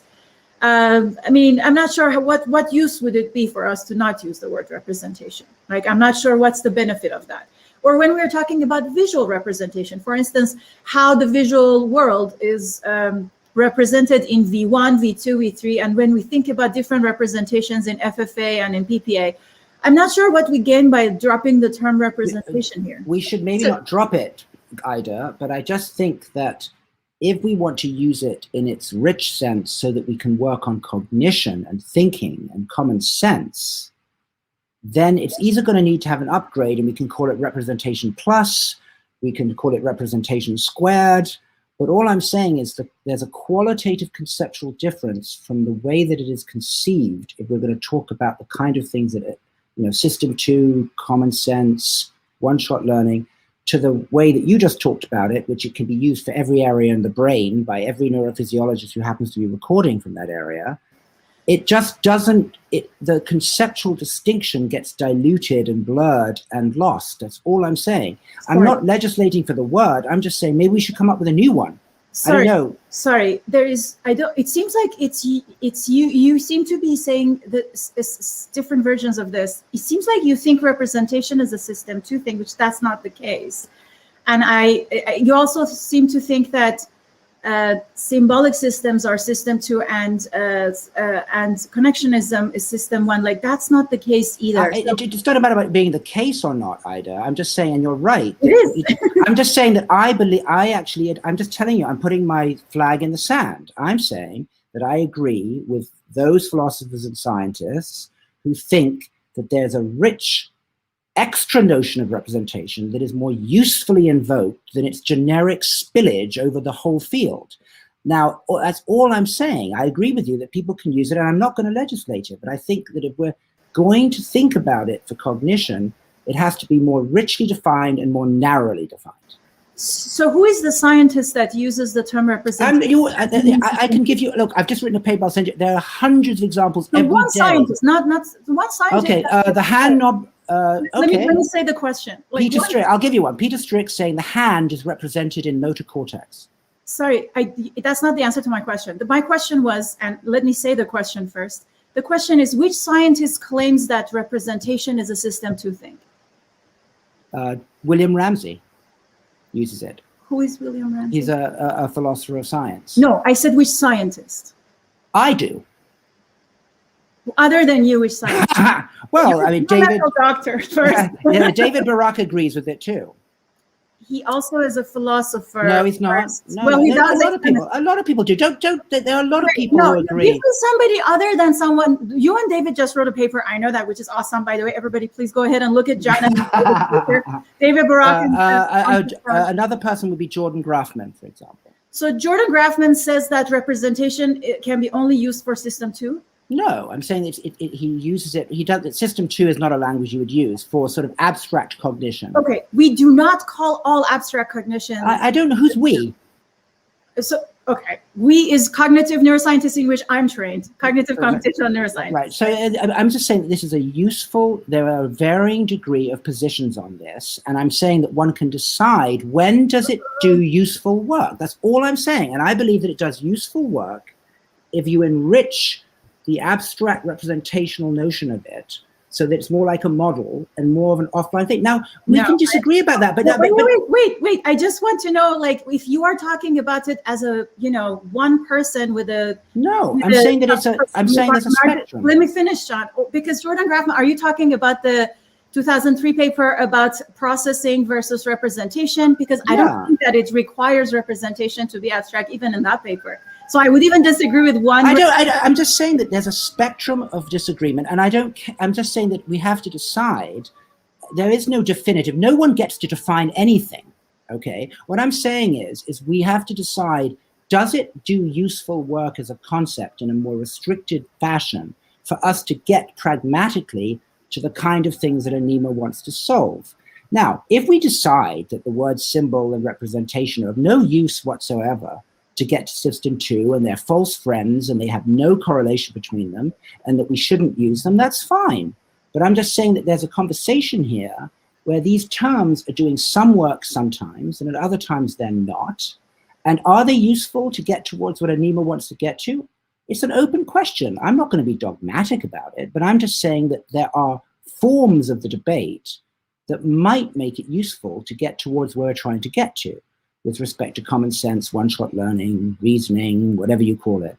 If you say that it's actually not that useful a term, then yeah, that's not an open question. To be clear, that's not John is demonstrating. My issue here is the lack of precision that you're using about these, and the fact that we do use the same word visual representation for the word representation for visual representations, and representation in motor cortex, and representation in DLPFC, it actually helps us find some common principles among them.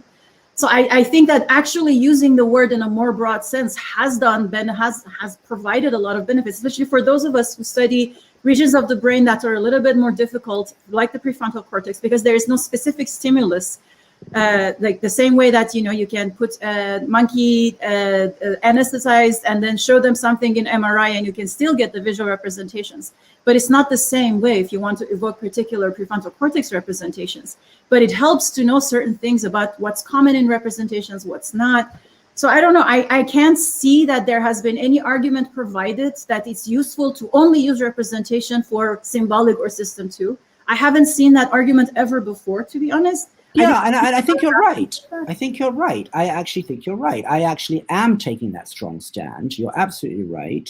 And I am saying that. I think that it would be useful if it were more geared in that direction. But I've said enough. I hear what Rose or Melanie, but you're right. That is what I'm actually claiming. You're absolutely right. But you haven't shown how it would be more useful, or you haven't demonstrated that either scientifically or. I mean, I think this exchange between Ida and John kind of demonstrates how domain specific, right, the notion of representation I don't know. is. No, I think I don't think you're going to hate what I'm about to say. So I think John just gave this list, right, of the context in which his notion of representation is going to do good work for us. And you're saying there are also, there are these other contexts, right, other domains, places that are further away from the periphery, where it would be helpful for where we want to use the word representation to draw connections between different domains. And I think that's true, but those are two distinct projects, and you might want a different notion for those two projects. And I also think that when people in different domains use the word representation, sometimes it's helpful. Sometimes it allows us to see connections that aren't otherwise obvious. But sometimes it's very misleading, and it leads to people talking past each other and supposing that they've explained something when they really haven't, right? So for example, people want to explain things like personal level experience or consciousness, right? And they talk about representations in that context. And then neuroscientists come along with their, sensory representations, which are just correlations. You might be misled into thinking that finding the part of the brain that lights up when you see something somehow explains our experience of that thing, because we use the word representation for both. I think that's a case where different communities using the word representation leads to misunderstanding. But I think, all of these cases can show up. And so it would be helpful for us to specify in each case, like what the question we think we're answering is, and what the functional role we take representation to be playing in that context is. Given the way that especially also in computer science, the notion of representation is being used, I doubt that there is any helpful sort of use for using representation only for a particular kind of symbolic or system 2 kind of representation, because you can use it in terms of saying, I'm looking at the patterns of weights, or I'm looking at the pattern of activation in a neural network, and it doesn't need to be high level at all. It doesn't need to be system 2. It doesn't need to be symbolic. It has been used like that. It is a word of the trade. It is used in computer science and neuroscience in a way that they understand each other, in fact, because there is a similarity in the way the representational similarity is measured, let's say in neurons, and it's in neural networks and in brains. So I personally don't think that this sort of one person opinion is going to be helpful, but that's my perspective. I'd love to hear what Melanie thinks, actually. Yeah, I mean, I feel like I agree with Rosa some that it's both useful and confusing and misleading, and it depends on the context. And I for instance, in computer, in neural networks, people talk about representation, the representation layer, right? That's and then people can show that there's some similarity between that and something in the brain. I'm not convinced that that's what I want to mean by representation. It seems like one of these words that's just too broad and very, very confusing. And I think that what John wants is not what a lot of people use the word. It's very different from how a lot of people use the word, and it's just confusing things. So I do think we do need some new words. I agree. I agree with everything Rosa said, and most of what everybody said. It's interesting to me that people here think they're disagreeing with one another. I actually kind of think everyone is almost agreeing insofar as representation is being usefully used by neuroscientists in the way that they use it. And it is confusing people sometimes. Both can be true. And that motivates another word or a clarification when you use it, which version Sorry, I of thought it John's you use. claim is that we should only use representation for system 2 and symbolic, with which I disagree. That's not something we all agree with.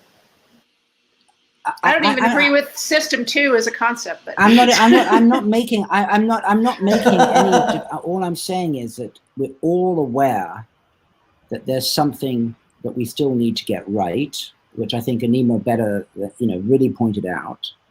And I'm saying that I find it interesting that whether it's the concept of internal model or representation as used by some cognitive scientists and philosophers, is trying to get to what that extra missing thing is. I have no intention of saying once and for all. I'm just saying that there's a weighting on certain terms, and we have to decide whether they weight towards sensory motor or cognitive, or between system 1 and system 2.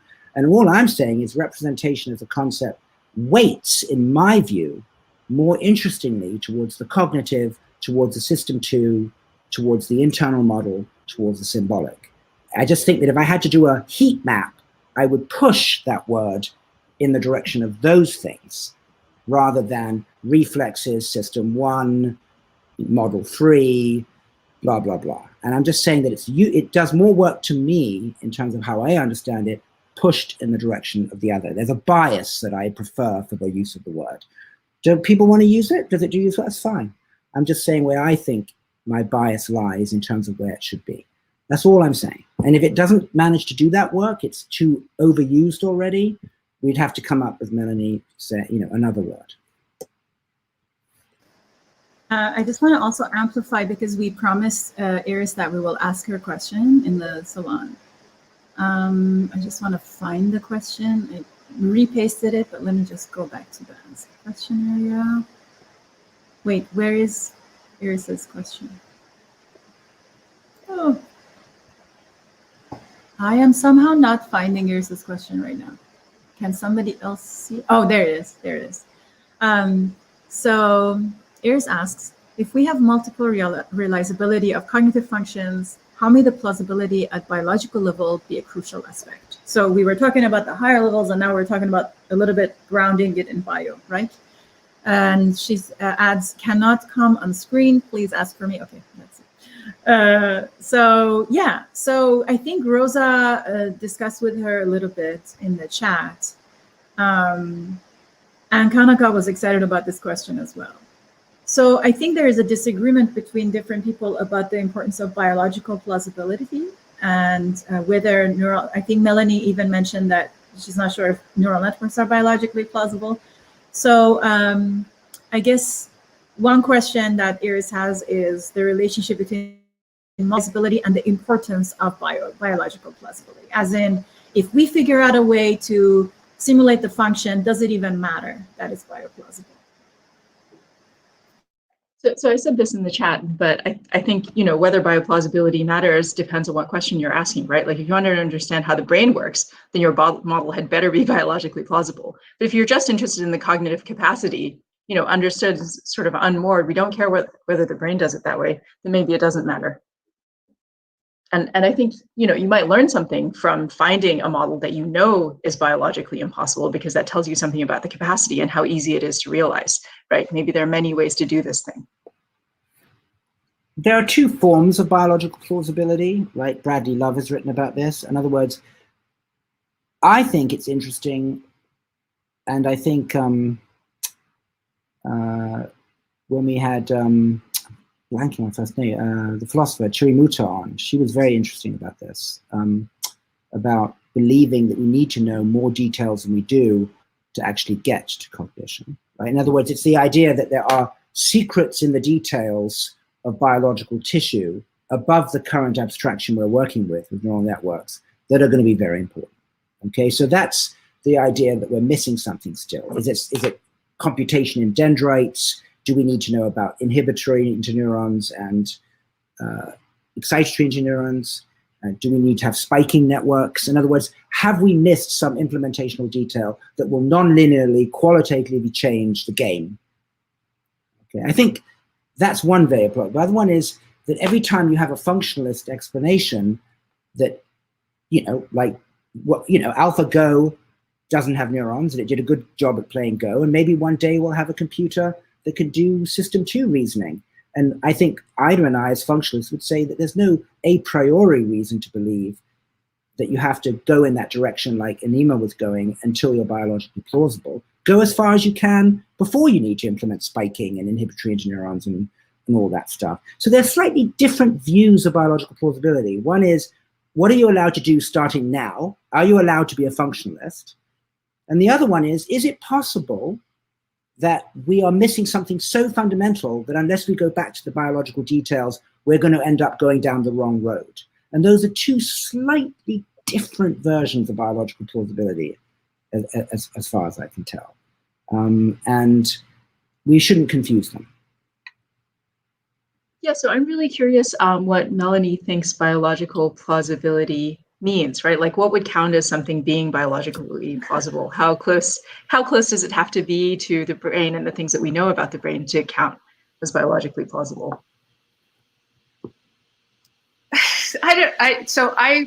My comment in the chat was more, Ida said something like, symbolic AI is known for not being biologically plausible.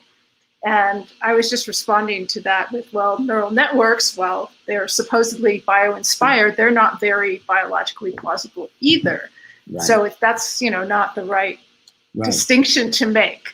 I don't have, biologically plausible doesn't mean that much to me. I'm also a functionalist.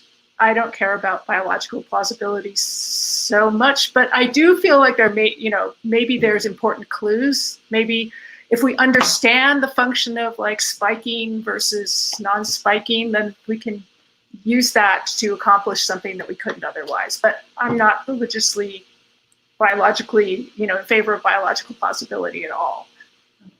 I mean, I'm a functionalist too, but I think that being a functionalist doesn't necessarily mean that you have to believe in multiple realizability, right? You might think that the function that the brain implements is just interesting and complicated and difficult enough that there's only one way to do it, and that way is the biological way.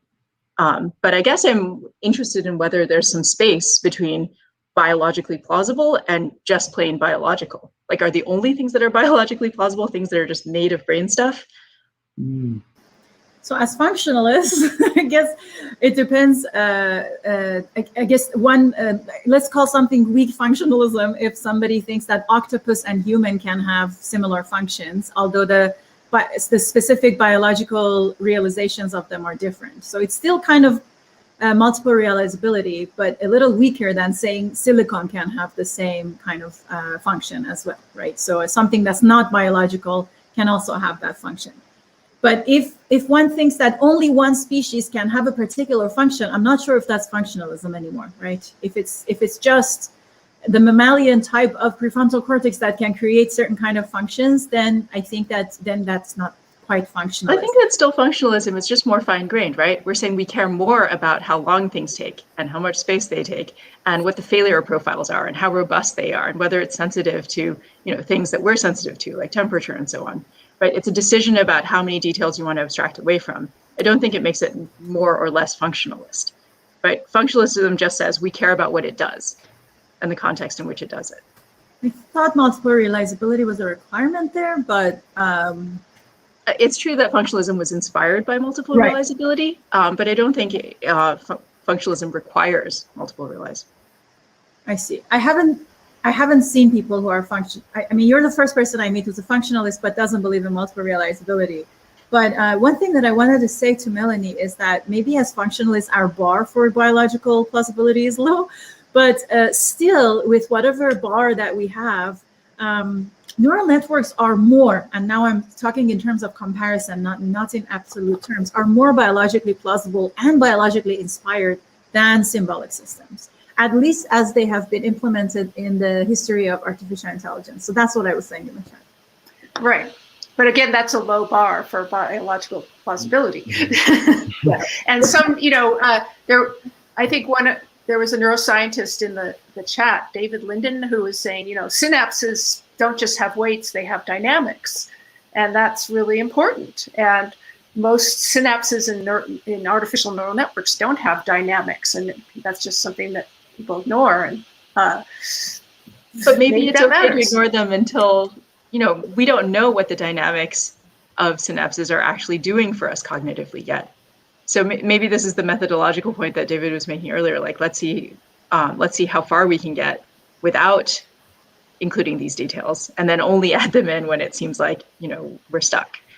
Right. I mean, I'm all for that. It gets to the idea, I remember recently talking about, spiking, and with Terry Sojnowski about this, that when are these things housekeeping and when are they functionally essential, right? And what makes it complicated is that if you want to make your foot move, you better have an action potential conduct fast down your leg. So there, contracting a muscle is entirely dependent on the ability to conduct an action potential. But is it possible that that property, when you get into prefrontal cortex, becomes more like a housekeeping property, right? Rather than the essential computational property. So I think that's what makes it confusing, is that neurons might change the way they get used depending what regime they're in, right? So it's just very tricky, because sometimes you're just not going to move your toe without an action potential. Are you going to be able to have a thought between action potentials? Probably. So in other words, it's just tricky. And I think we just have to go as far as we can. And that's what's so exciting about the AI community, is that they're kind of functionalist by definition, because they're not using nervous tissue. How far can you go? And I think the idea that we should interrupt the project because they haven't got spiking or inhibitory interneurons or synaptic dynamics seems a bit odd to me. I think we should just let them do as much as they can, right, and see. Right? Wouldn't you agree? Does anyone disagree with that? I don't know anyone who disagrees with that. I think that anti-functionalists might, right? So there are people who are very into very specific, exact neural circuits, and if it's not that, then it's not bioplausible, right? So for instance, the level of neural network for someone might be bioplausible enough. Reinforcement learning for someone might be more bioplausible than other approaches, but for someone else might not be. Somebody like me might sort of draw the line at kind of Bayesian stuff, and it's like, okay, we don't have the kind of biologically plausible mechanism for that yet. It needs to be embedded in a different way in a particular realization. So there are different groups of people who would draw this line of, where do we draw the line of this? From here on, it's no longer biologically plausible. And some people we are functionalists. It seems like everybody on screen is a functionalist of some sort. So we might not as much care as you might say, and we might have a lower bar, but I think there are people who really think we really need to get it down to the synapse and neuron and all the even neurotransmitters and whatnot. So you guys already mentioned that Masvita has a really good paper on this called Yes. Meyer and MR. I think it's the best treatment of it that I've seen. Can Rosa, do you really mind great. posting the reference in the chat? Yeah. That's what I want to say. And Rosa, while we're asking you for stuff, I have two questions for you. Actually, just really one question. Can you come back every week? I feel like everything you say, I totally agree with, and you say it much clearer than I could ever say it. And it's so pleasant to hear you and your opinions. Yeah, it's wonderful to have you. Come back. Thank you for accepting to come on screen today. It's especially the combination of you and Melanie is fantastic. Is there anyone in the question room, Jovo, Ida, that we should? There are 3 more questions, but so one thing maybe that is highly voted is, how does these visual cognitive tests compare to Francois Chollet's abstraction and reasoning corpus? And I guess that would have required this question to be asked from Anima. I could say a little bit about that. Yeah. So I have looked at both of her Vanguard logo data set and the Chollet stuff. And I don't know if the people in the audience have seen those, but I find the Chollet ones much more compelling, just because of this reason that his is completely set up for few shot learning. It's like he only has a few hundred of them, And the whole purpose is you learn from living in the world or whatever kinds of other, prior knowledge that you have. He talks a lot about Spelke's core knowledge ideas. And then you come and solve these problems. You don't learn with 10,000 training examples of the same problems in order to solve the problems. And that's something that I respond to much better. Melanie, while you're answering that question, I have a follow-up question for you. There's another Francois who wrote a paper 10 years ago. It was published in PNAS that was closely related to Vanguard stuff. They didn't cite the Vanguard stuff. And so there's kind of like these two different communities almost. I put it in the chat, but it's called Comparing Machines and Humans on a Visual Categorization Test. And it's very, very similar to the Vanguard and also to what Anima was saying. I wonder if you have an opinion on that test in its relationship to art and Anima's. So that test has quite a bit of training data that goes along with it, and several people have looked at that, and it's things like, if I'm thinking of the right one, it's like there are these little tiny figures and they're like same versus different. You're supposed to decide if it's the same figure or it's different figures. And people have shown that on at least the data set that they propose in there, that like if you use some very large deep neural network with a lot of parameters, yes, it can learn to do those tasks. So I don't think that's as good a test. There's, but it's the same, you're right, it's the same idea. And it is one thing that bothers me is that, you get these tests and people say, okay, the concept of same versus different, and it can do it on these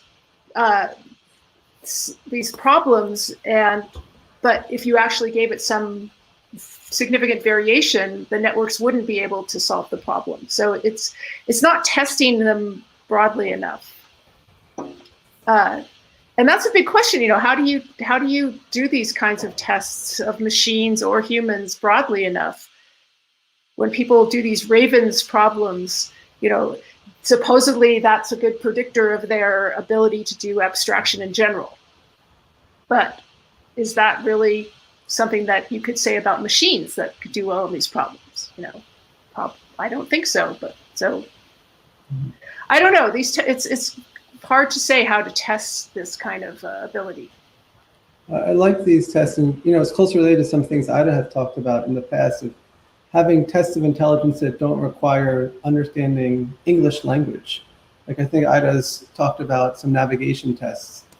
And you can train them of humans, machines, animals, and it can really be a more, I think, core concept of what intelligence and learning means without requiring someone to have mastered English to answer it. It's something important. No, go on, sorry. That's it. It's important to do that. Something important that Melanie mentioned, and I think it's been missing from some of the, like Melanie was saying, some of these neural networks that solve Ravens, progressive matrices, and things like that, is that you shouldn't be training on them. This is like the test of generalization from a lot of other things you've learned in your life, none of which are even similar to this. And sometimes, I don't know if you feel the same, Melanie, I'm very disappointed by the notion of transfer in computer science, because what they call transfer, we would just call the same task. They say task one, task two. I'm like, isn't it the same task? You just move the goal. They're like, yes, that's task one, task. I'm like, that's the same task. You just move this. Oh no, I'm having another moment of complete agreement. Oh my God, what's happening?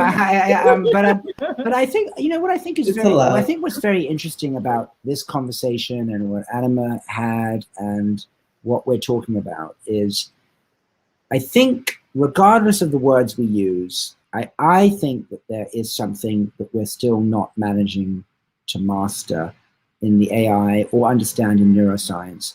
Call it cognition, thinking, common sense, one-shot learning, whatever. And then you have to decide, well, what are the projects to try and do it? There's AI and / connectionism, right? Can we get there? 2, folk psychology, just allow folk psychology to exist, and we'll just use that. Another one is to do hard neuroscience, which is the Buzaki project, which is get rid of all these terms from folk psychology and cognitive neuroscience and philosophy, They're just getting in the way, and let's just build it up from the ground up, right, from hard neuroscience. Okay, and I think that's what we're talking about here, is that there are these parallel projects, AI, psychology, hard neuroscience, circuit neuroscience. If you get them and you pin them down, they'll go, yes, there's something missing and we need to get there. And the question is are we right that there is something missing? I think we are right. I don't think we're just making a philosophical mistake. I don't think we're just culturally trapped, right? I think we're right to think there's something missing. And then the question is how do we get there, right? And I think that's a very legitimate project. I don't think one should be the only one to go. But I think we should frame the problem correctly, which is there's something missing. What's the language to describe what's missing so that that language can be used as a guide for neuroscience in the hard sense, AI, and cognitive neuroscience to make progress towards that gap. Okay, and that's what this is all about. Admit the gap. And how do we? Well, yeah, how do we know when we have it? Well, I think that we have to have things like the Salon, right? Is it you admit the gap, you find the right language for the gap, and then you start trying to come together in the different fields and try and feel like we've got some understanding about how to describe the gap so we know we're making progress towards it, right? And then I'm fine, right? But I'm more concerned that sometimes the gap gets explained away or deflated or trivialized or turned into something less interesting. That's what I don't like. I feel like the gap should be given respect, just like Anima called it that, the gap, and then find our way towards it, right? And feel together that we are actually pointing in the right direction, right? And then we've done a real service to ourselves. That's my view. And I think we are. I mean, I thought it was a very inspiring talk today. I think this discussion's been really good. And if I had to bet, I think that it's going to be the AI community and the cognitive neuroscientists, plus help from the philosophers to clarify the gap. I'm not so sure that hard circuit neuroscience and a fly or a worm is going to get us there. That's my guess, but I would never stop them from doing what they're doing. Thank you, John. This brings us to 100% agreement. Phew! That was my whole goal. I feel like this is a drinking game. Like when you two agree, everyone in the audience should have to take a shot. When we agree, we agree a lot though. Like when we are on the same side of an argument. Yeah, no. It's been wonderful. And thank you, Melanie, for being the fourth host of the Learning Salon. Yeah. Pretty much every session we have honorary host. Yes. We need to send Melanie some token. Melanie, what's your favorite animal or favorite? No, my problem is I'm in an earlier time zone than you, so I can't start drinking so early. Doesn't stop John. Are you saying we should all come and hike in the West Coast together with you so that we can all be in the same time? So yes, that's. Actually, Melanie, on a personal note, are you going to be in New Mexico in later this month? Depends on how late. Because I'm actually thinking of coming to visit David, like around the 20th. Oh, I think I'll be gone, unfortunately. How could you do this to me? Sorry. We should take this show on the road, though, John. Yes, absolutely. Yeah, travel around. Come have the New Mexico tour. Yeah. Yes, please, because I loved Santa Fe's nature. I was shocked when I'd never seen something like it before. Yeah, I'm beginning to excited. But recently I was in Yosemite, so I'm a little overexcited about nature. I have this kind of like, I need to go to the next place that's going to be awe-inspiring. Yeah, definitely New Mexico. I don't think you can be over-inspired about nature. I think it's appropriately inspiring. After being locked up in your apartment for the whole year, right? Well, listen, thank you, everybody who's still here with us. Obviously, thank you, Jovo and Ida and Melanie. I'm going to go. Thank you, Claire and Eva and Bahar. And Bahar. Yay! Especially Bahar. Yeah, actually, Bahar actually made a comment I think was quite good. What was it? She agreed with me. You and I agreed about more things than disagree. Yes. All right. Hugs, everyone. Okay. Ciao. Bye. Have a nice Bye. weekend. Bye. Bye.